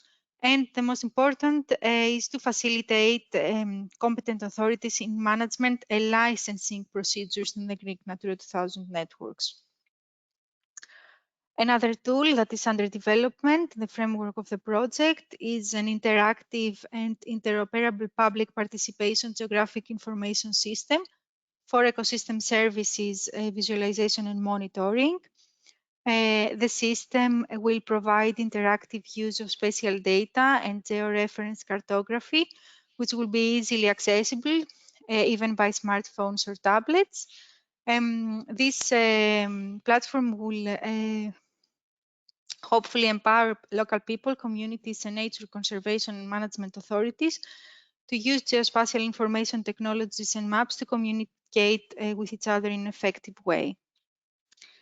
Another important action is the stakeholder participation.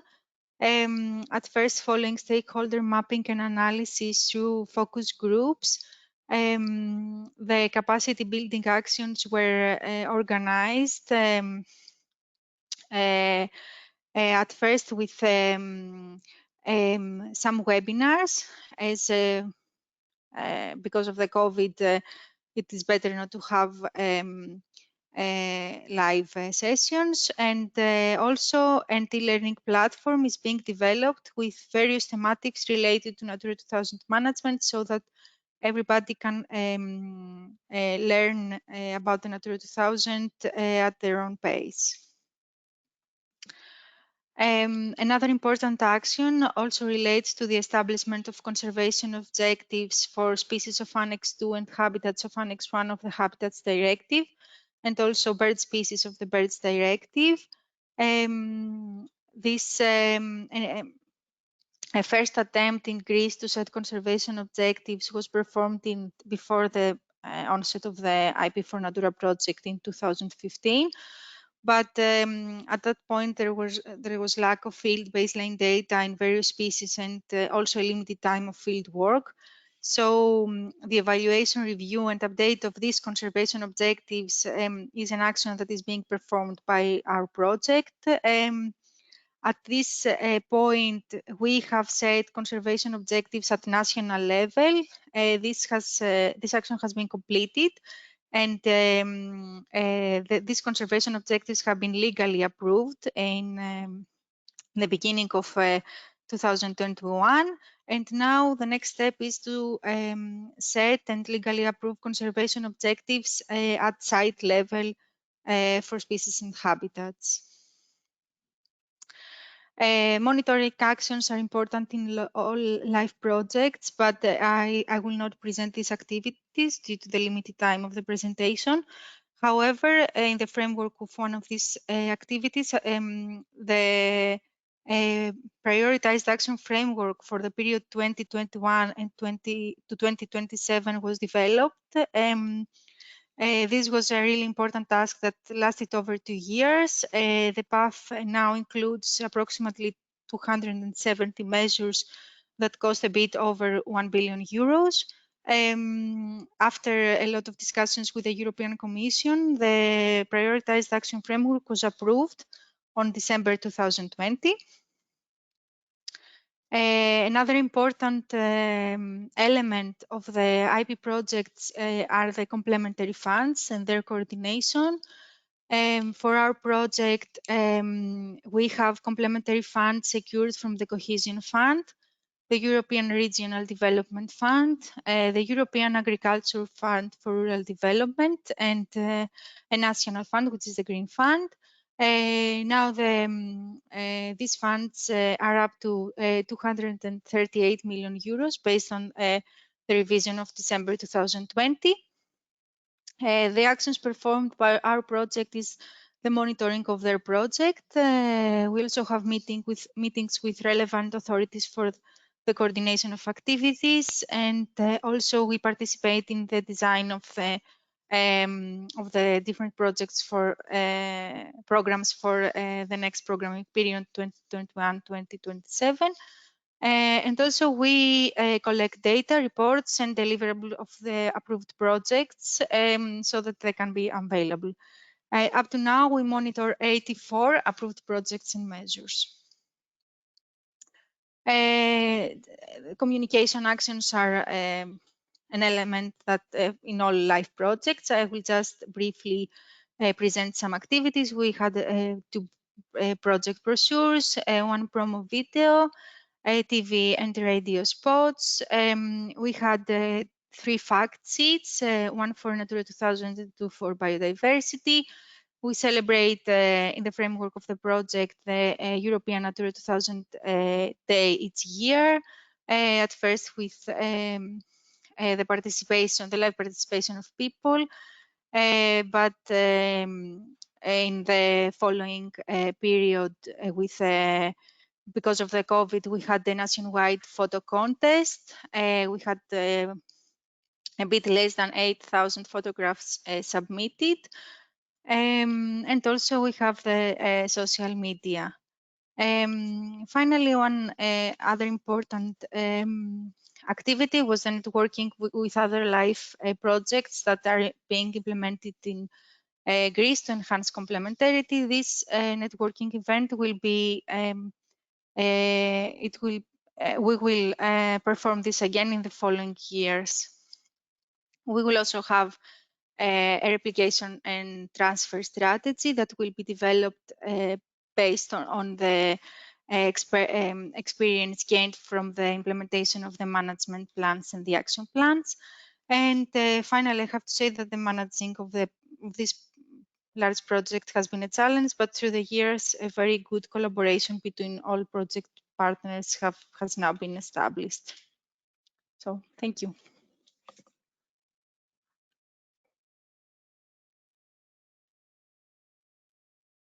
And seems to have a very active communication part, which is very useful in order to get the general public on board. Moving on to our next project, we will look into a French project called Nature for City Life. This project aims to develop nature in cities in order to adapt to climate change. Mrs. Marie-Caroline Vallon is with us today to present the tools developed within the framework of this project. Mrs. Vallon?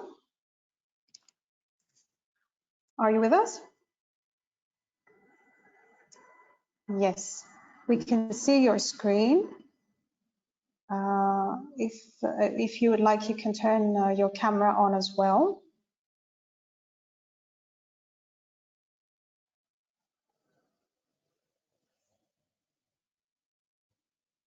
We can see your presentation, but we can't hear you. If you can turn your microphone on.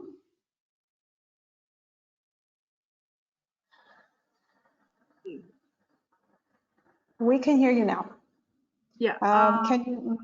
Could you maximize your screen?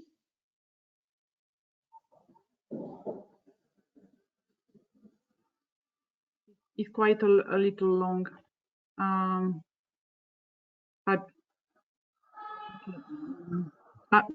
sorry for the.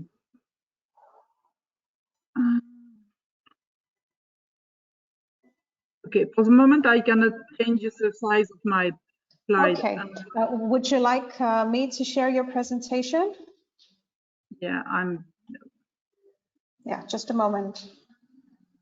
I will share it for you.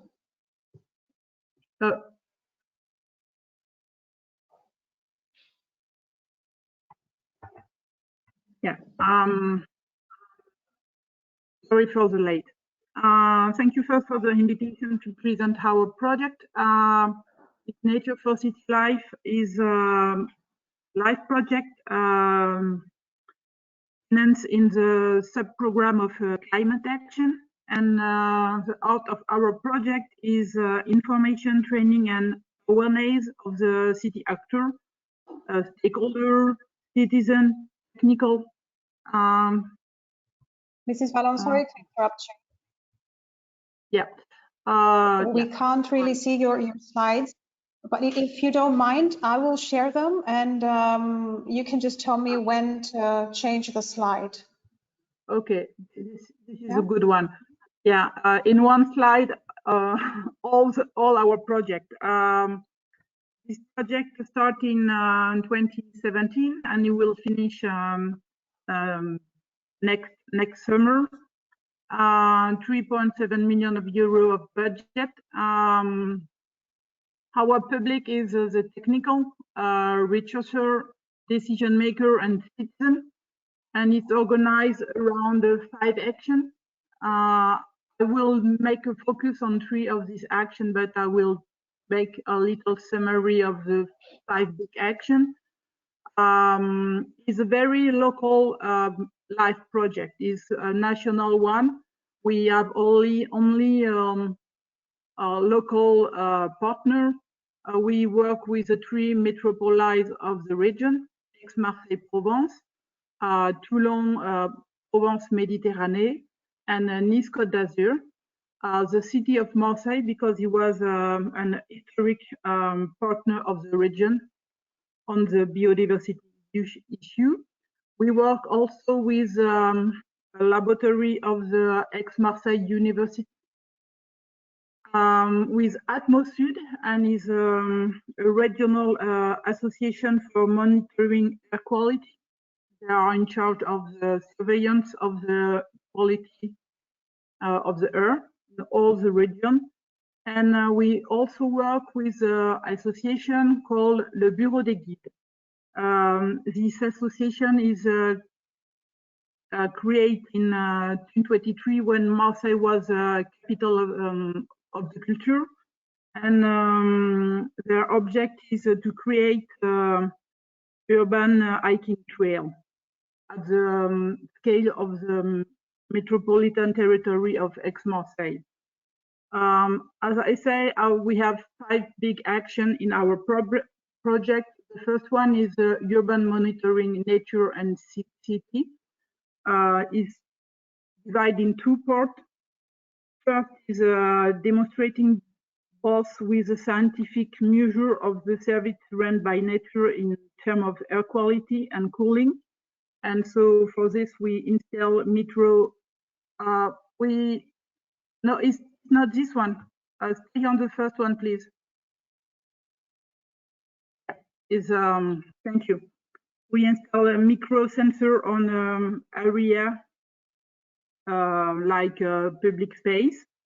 And the second part of the first action is making a sociological survey to understand the representation of the city nature by the citizen, decision maker, and try to understand how we can change their perception of climate change. The second action is city walk, nature and city and climate. So in this action, we organize hiking, we create an exhibition, we making tool to how we can involve citizens. We are not still in charge of this problem. The third action is training of the city designers. So we create MOOC, massive open online course on nature and climate change. We are making a workshop with elected people.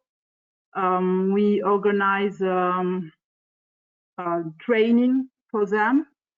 And the fourth, we have another action, citizen mobilization. We are making a workshop. And the last one is more common, is about a forum and webinar. We can change of slide, please. Next one, please. Yeah. I wanted to make a focus on one of the most interesting action we've got is hiking. There is a big challenge to mobilize citizens because it's how we can convince the unconvinced people who feel indifferent, the one who are waiting that don't see about change, how we can give them the key to understanding the future challenge. And hiking in the city, it can be a good one. It can be because it's a sensitive way to talk to them, to involve them in a change. So we these hiking are making by artists. So it's a way to make this walk like a outdoor cultural stage, and the work of the artist is also allow us to understand the world of non-human differently. and it can be a way to share our perception of the city, to learn together and each other. So it's very interesting. I can show some image. Next slide, please. Yeah. It's one of the focus of this action. We are making also art creation on the hiking. So we ask artists to make a land art, and this object will be built on the trail, and it will be another way to understand the change, the link between nature in town and climate change. We work also with school designer and with students, because it's a good way to involve people who don't feel very involved by the climate change. Next slide, please.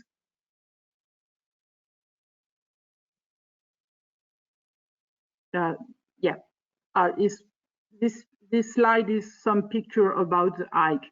And for one example, we have one hike is the name of this walk is Church of the Lost Shadow, and so people are hiking with umbrella, and they have to cross the city when there is no tree, so they can feel the question of the climate change. And we have time to share, and it's very interesting because there is it's a good way to involve people about our project. Next slide, please.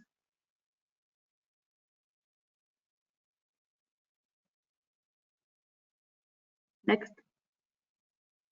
Yeah. Another focus on training and citizen mobilization is we create 2 massive open online courses, and this one can be available now. The course have started yesterday. This MOOC is translated in 5 languages: Italian, English, German, Spanish, and French. There is a 76 video in 2 sessions, and is a good way to make a global approach of the aspect between biodiversity, climate change, and we have a history approach and a scientific one. So it's very, we've got something like 3,000 learners who was following this MOOC.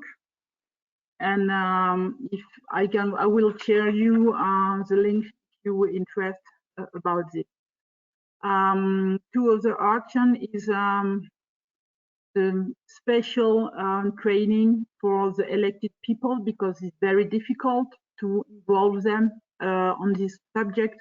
When we talk with them about nature in town and climate change, the elected people don't feel involved, because they think that question of nature is just a question of a public space and just about trees, and they don't understand all the aspect of this problem. So we are making a special training with the regional agency of the biodiversity. We make a special plan, and we organize also a workshop between the technical and elected people, and we work on specific urban project, because it's very important when we are all together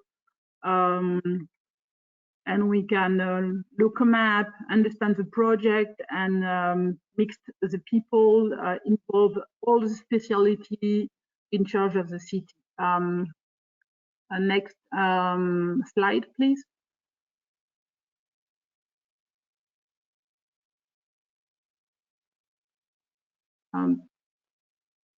Next, please. Next slide. Yeah. This is the summary about the massive open online course. Next, please.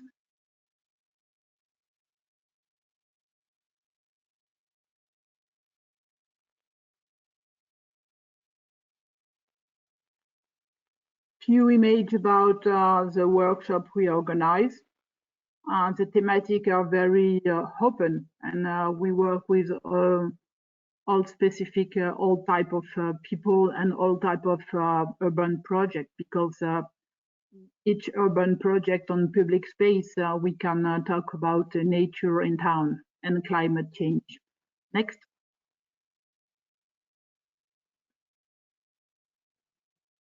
Yeah, I want to make a focus. One of the project we work, it was very interesting, where we work on a school about désimperméabilisation. This is the school before the work, and we make workshop with the kids, the student, and all the service of the city, and how you can show it. The nature is only on the wall. It's only paint on the wall. There is only two trees in the school, and we make workshop. Next, please.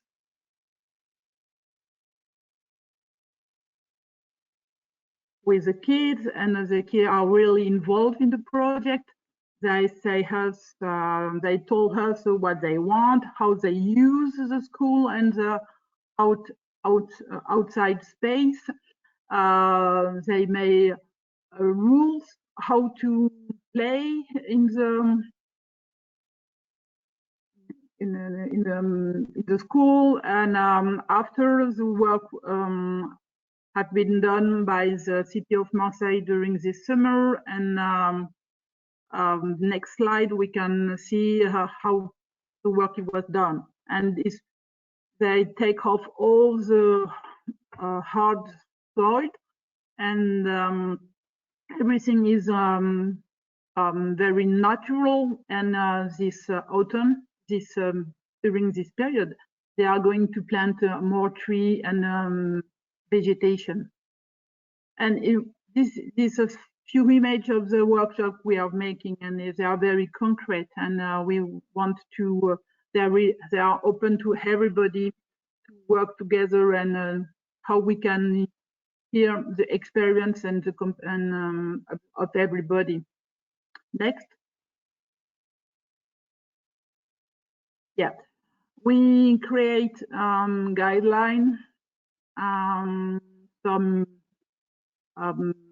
pictogram. I think there is more image on this slide. That's, yeah.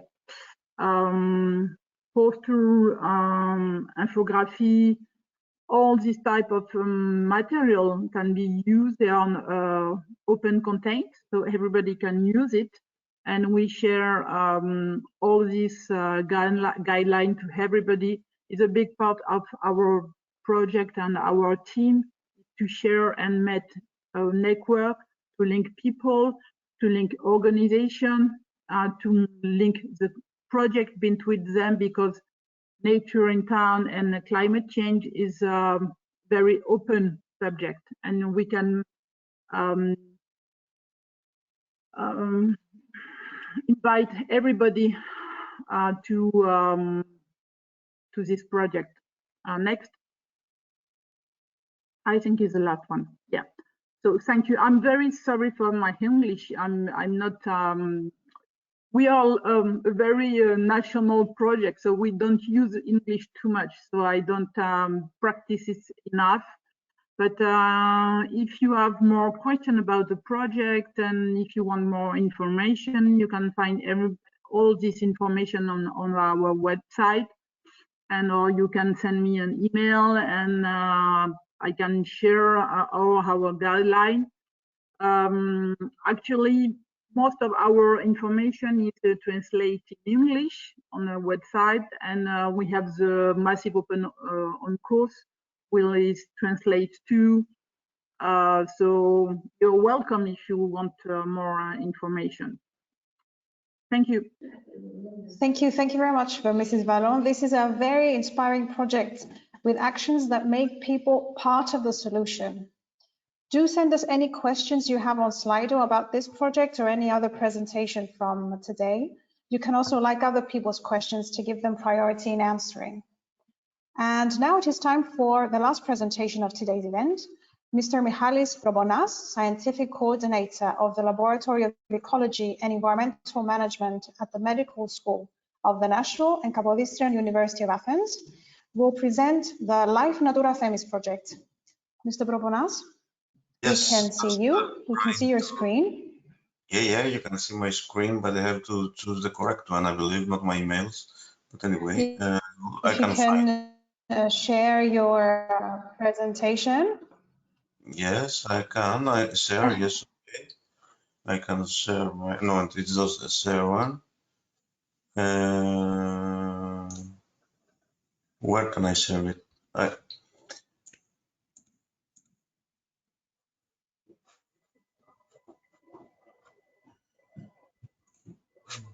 I cannot share my screen, but I have to. Just minimize your email so that we can see your presentation. Yes. You can see my. No, we can see your screen already. You can see my screen. Okay. But you need to minimize. You need to minimize your email so that we can see your presentation. Yeah. Okay. Now we can see it. Okay. If you can just put it full screen. Okay, then now it's all right. It's full screen, I believe. Perfect. Yes, perfect. You can go ahead. Okay, I will speak about the LIFE Natura Themis, some actions and the results of this project. Thank you for the invitation to participate in this very interesting conference, online conference.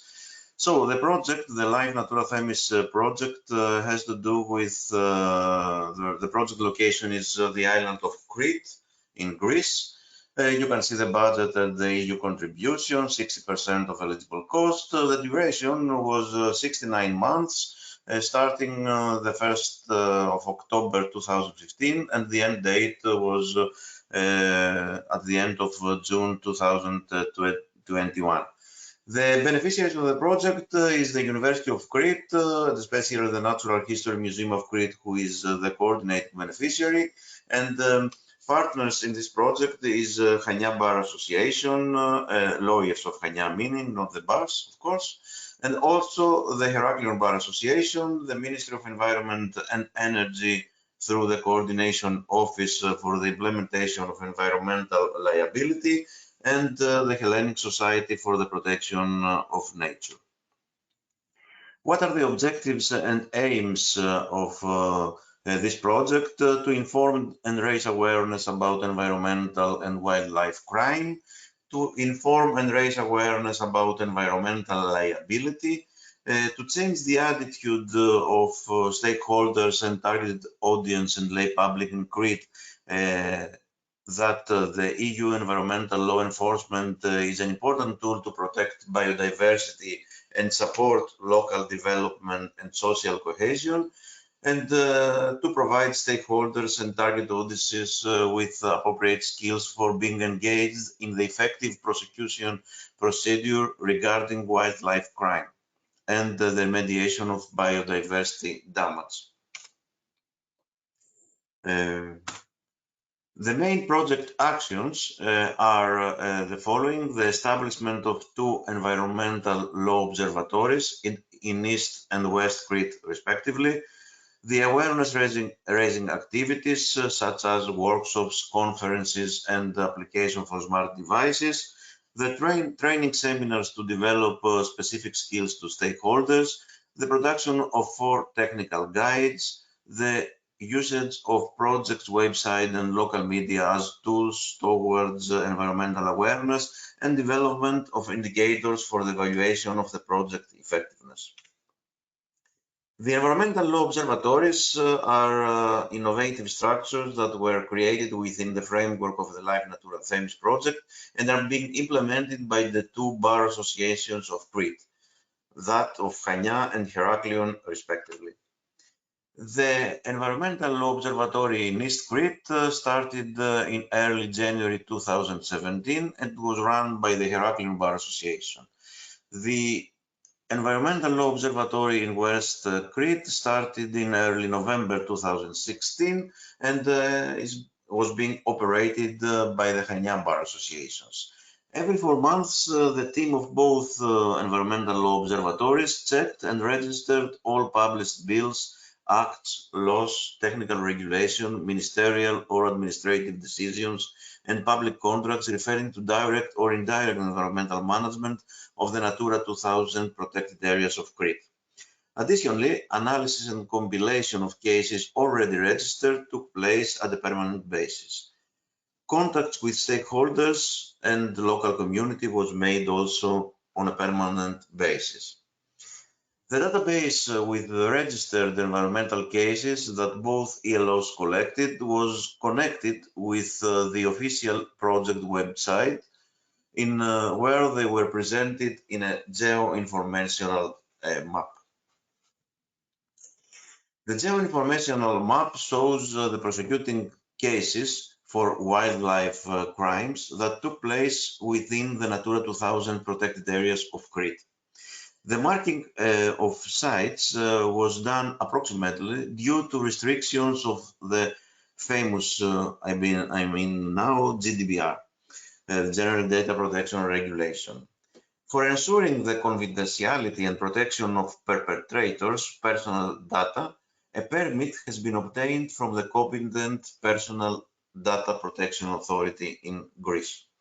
The communicated information was kept also in a written form at the University of Crete. Following a review of criminal records of pre-investigation services and court decisions, environmental crimes and violations were posted without reference to the accused and perpetrator. Here you can see the environmental crime map as it's been uploaded in the website of the project. You can see different areas and different registers, crimes and environmental crimes and violations. Also, you can use filters and see a special area. For example, here is the prefectural unit of Chania, and you can see where are some cases that can be registered in this geo-informational map. It is believed that this map is a significant tool in the field of prosecution, prevention, and repression of the so-called green crime, since it may assist in better planning of environmental auditing, qualitative and quantitative assessment of green crime, prediction of green crimes commission, the interdepartmental cooperation in law enforcement, and finally the sensitization of local communities and effective case prosecution. Especially if this map used in combination or supplementary with the applications map for anonymous complaints. We will see, we'll speak later about this LIFE Cyclamen application, which is for smart devices such as telephones and tablets, etc. Generally seems to coincide in terms of the characterization of a so-called crime hotspot. This will multiply the effectiveness of preventing and suppressing environmental crimes and or violations. Here you can see in this first place, you can see the map, the geo-informational map in the website. And here is the map that is combined with the application of the project, the LIFE Cyclamen application. You can see where you can see hotspots. You can also see in both is already coincide. So a few words about the smart device application, the LIFE Cyclamen application. It's been prepared in the framework of the LIFE Natura Cyclamen project for smart devices such as mobiles, tablets, etc. In order to facilitate the citizens to report an environmental crime. The use of such a tool was deemed necessary as citizens avoid to report incidents on environmental degradation or environmental crime for three basic reasons in Greece, I mean. The fear of retaliation or targeting if they make a personal complaint, money and time spent for the complaint, and also involvement with authorities, police, and or courts. The applications give citizens the possibility to report an environmental crime anonymously in real time and with all necessary details, exact place of the crime, and evidence with photographs, which is mandatory, or text optional. Fully functional, this application since August 2017. It's freely available and covers only Crete for the moment. Less than 2,000 users close to 2,000 users have downloaded this application. And now you can see how many are active through Android and iOS codes. We have received 2,271 reports so far, meaning from August 2017 to May 2021. 187 reports were valid and forwarded to competent authorities. 26 cases have been successfully dealt with, and the damage was restored.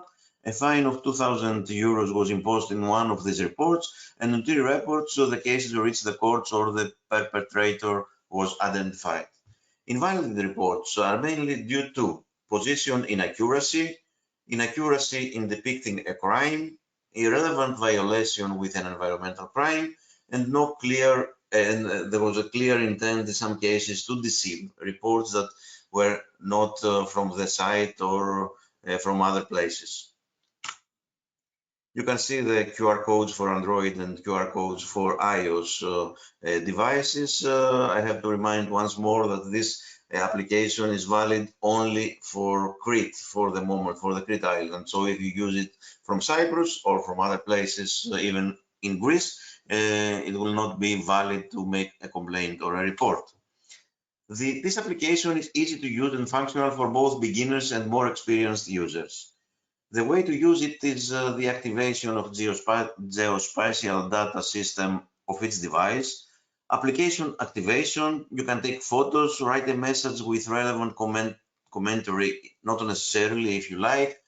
Contact details if the user wishes to inform us about his details or her details, and then you have to send the complaint. The more crucial point is that anonymity is guaranteed of the complainant if he or she wishes to do so.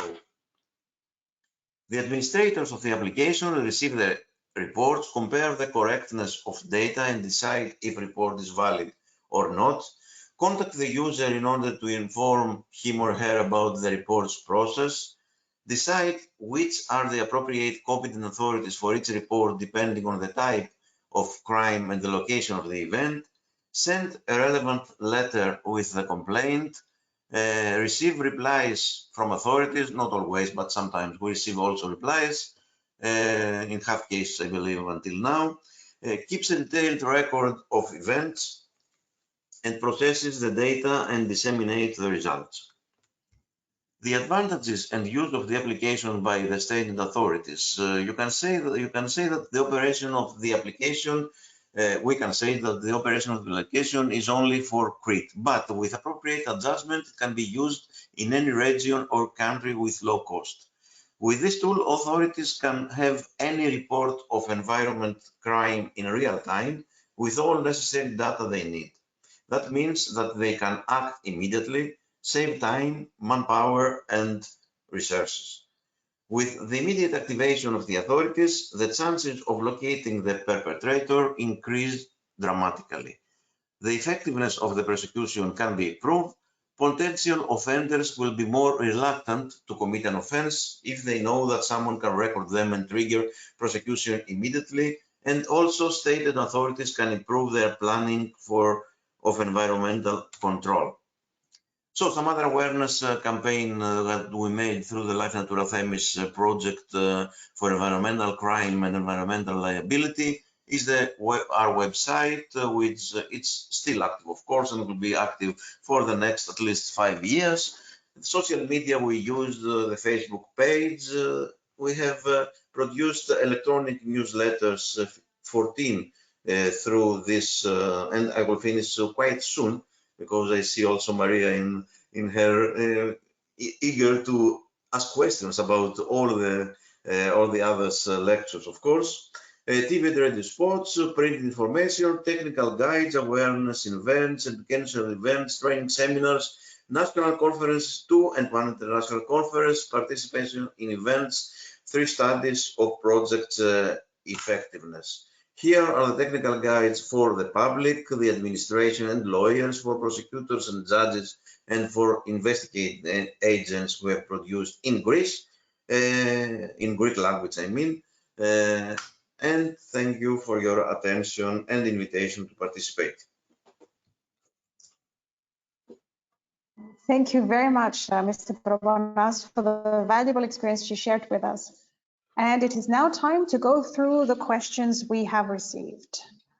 I will ask my team to share the questions with us.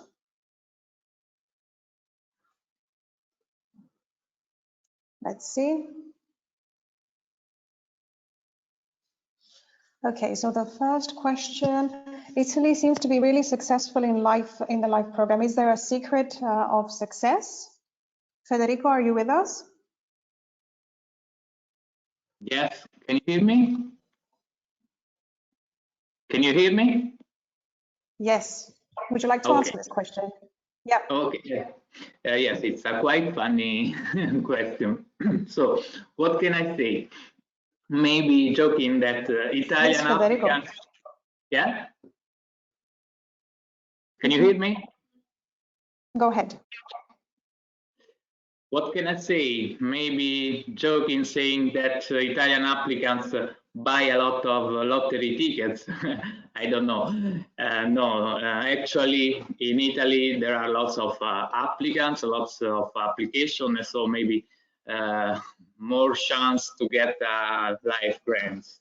And of course there is knowledge and experience in LIFE applicants, and lots of skilled consultants. And as I said, in Italy, LIFE is the main source of funding for environment and climate. So applicants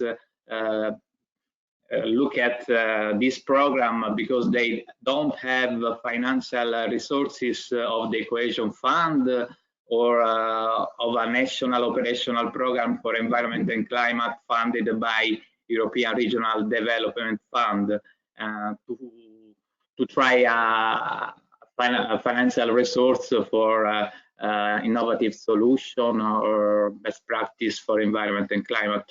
I don't know if Angelo, that know better than me, the other member states can say something different, but this is my opinion. Then obviously we try as NCP to do the best to support all the different applicants and all of them.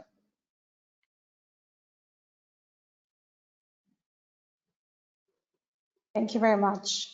Let's move on to our next question, which is, Mr. Probonas was looking for the web address of the knowledge platform. I think this was already posted in chat. It was provided, yes, thank you. Yes, excellent. If we could move on to the next question. Mr. Sassi wants to know, how did you forecast dust days and how did you alert schools? This is for Dr. Guis. Hi, Maria, thanks. Dr. Guis, are you with us? Yeah, can you hear me? All right. Forecasting of dust days is through a combination of meteorological models. And the Meteorological Service of Cyprus, which is a partner of the project, has a lot of experience in this. They have streamlined their forecasting capacity and procedure, and they now, except from the forecasting that they are doing for all the other weather phenomena, they also forecast this, and they notify about this forecasting the media portal, that the media portal sends the notification to the study participants through email, SMS, and app notification, because we have a media app. At this moment, this is only applicable within the project. The last year of the media project, this application will become public, and because the meteorological service will continue provide this forecasting ability, all these warnings will be available to anyone who will download this application. This application was given to the school administrators, but now that participate in the project, and this is how they were informed, but now it will be made available to everybody that will enroll in this free service.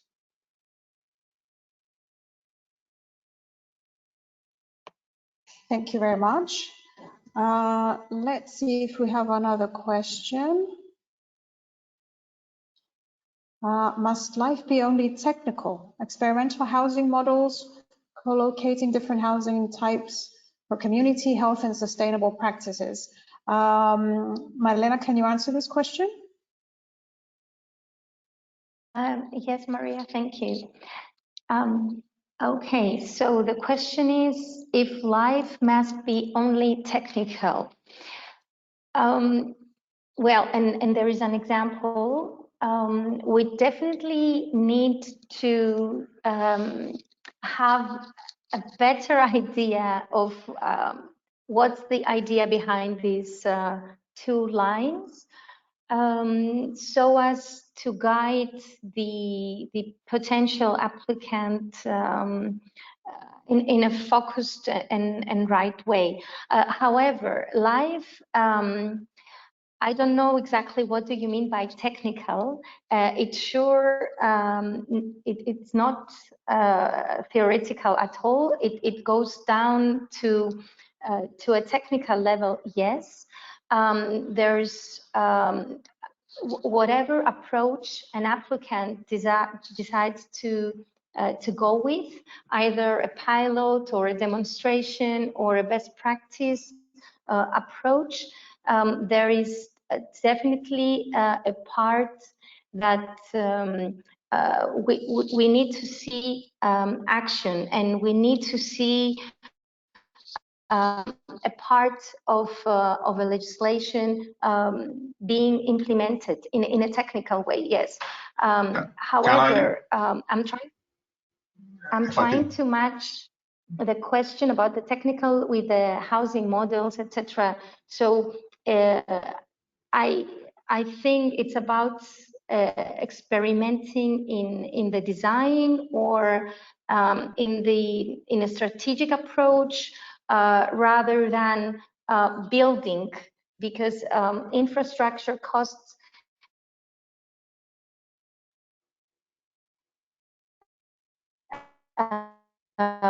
even though it is eligible, it shouldn't be the main of a project. So we'll definitely can get in touch with the person asking this question and guiding accordingly as soon as I have a better idea on the interpretation of this question. But yes, life is not about theory. Is about going down and practically showing and demonstrating how you can implement a piece of legislation or a strategy either on a national or an European level with a European added value. Maria, back to you. Yes, let's see if we have any more questions. I think we don't. So if your question hasn't been answered, please feel free to reach out to any of our guest speakers through the networking platform, either for a chat or a one-to-one meeting. Thank you very much for joining this experience sharing event. A special thank you to all our guest speakers who make this event even more special. Be sure to make the most of our networking platform until December 10th. And we will be happy to see you all in Nicosia, if you can make it, on November 11th for our on-site networking event. Thank you very much.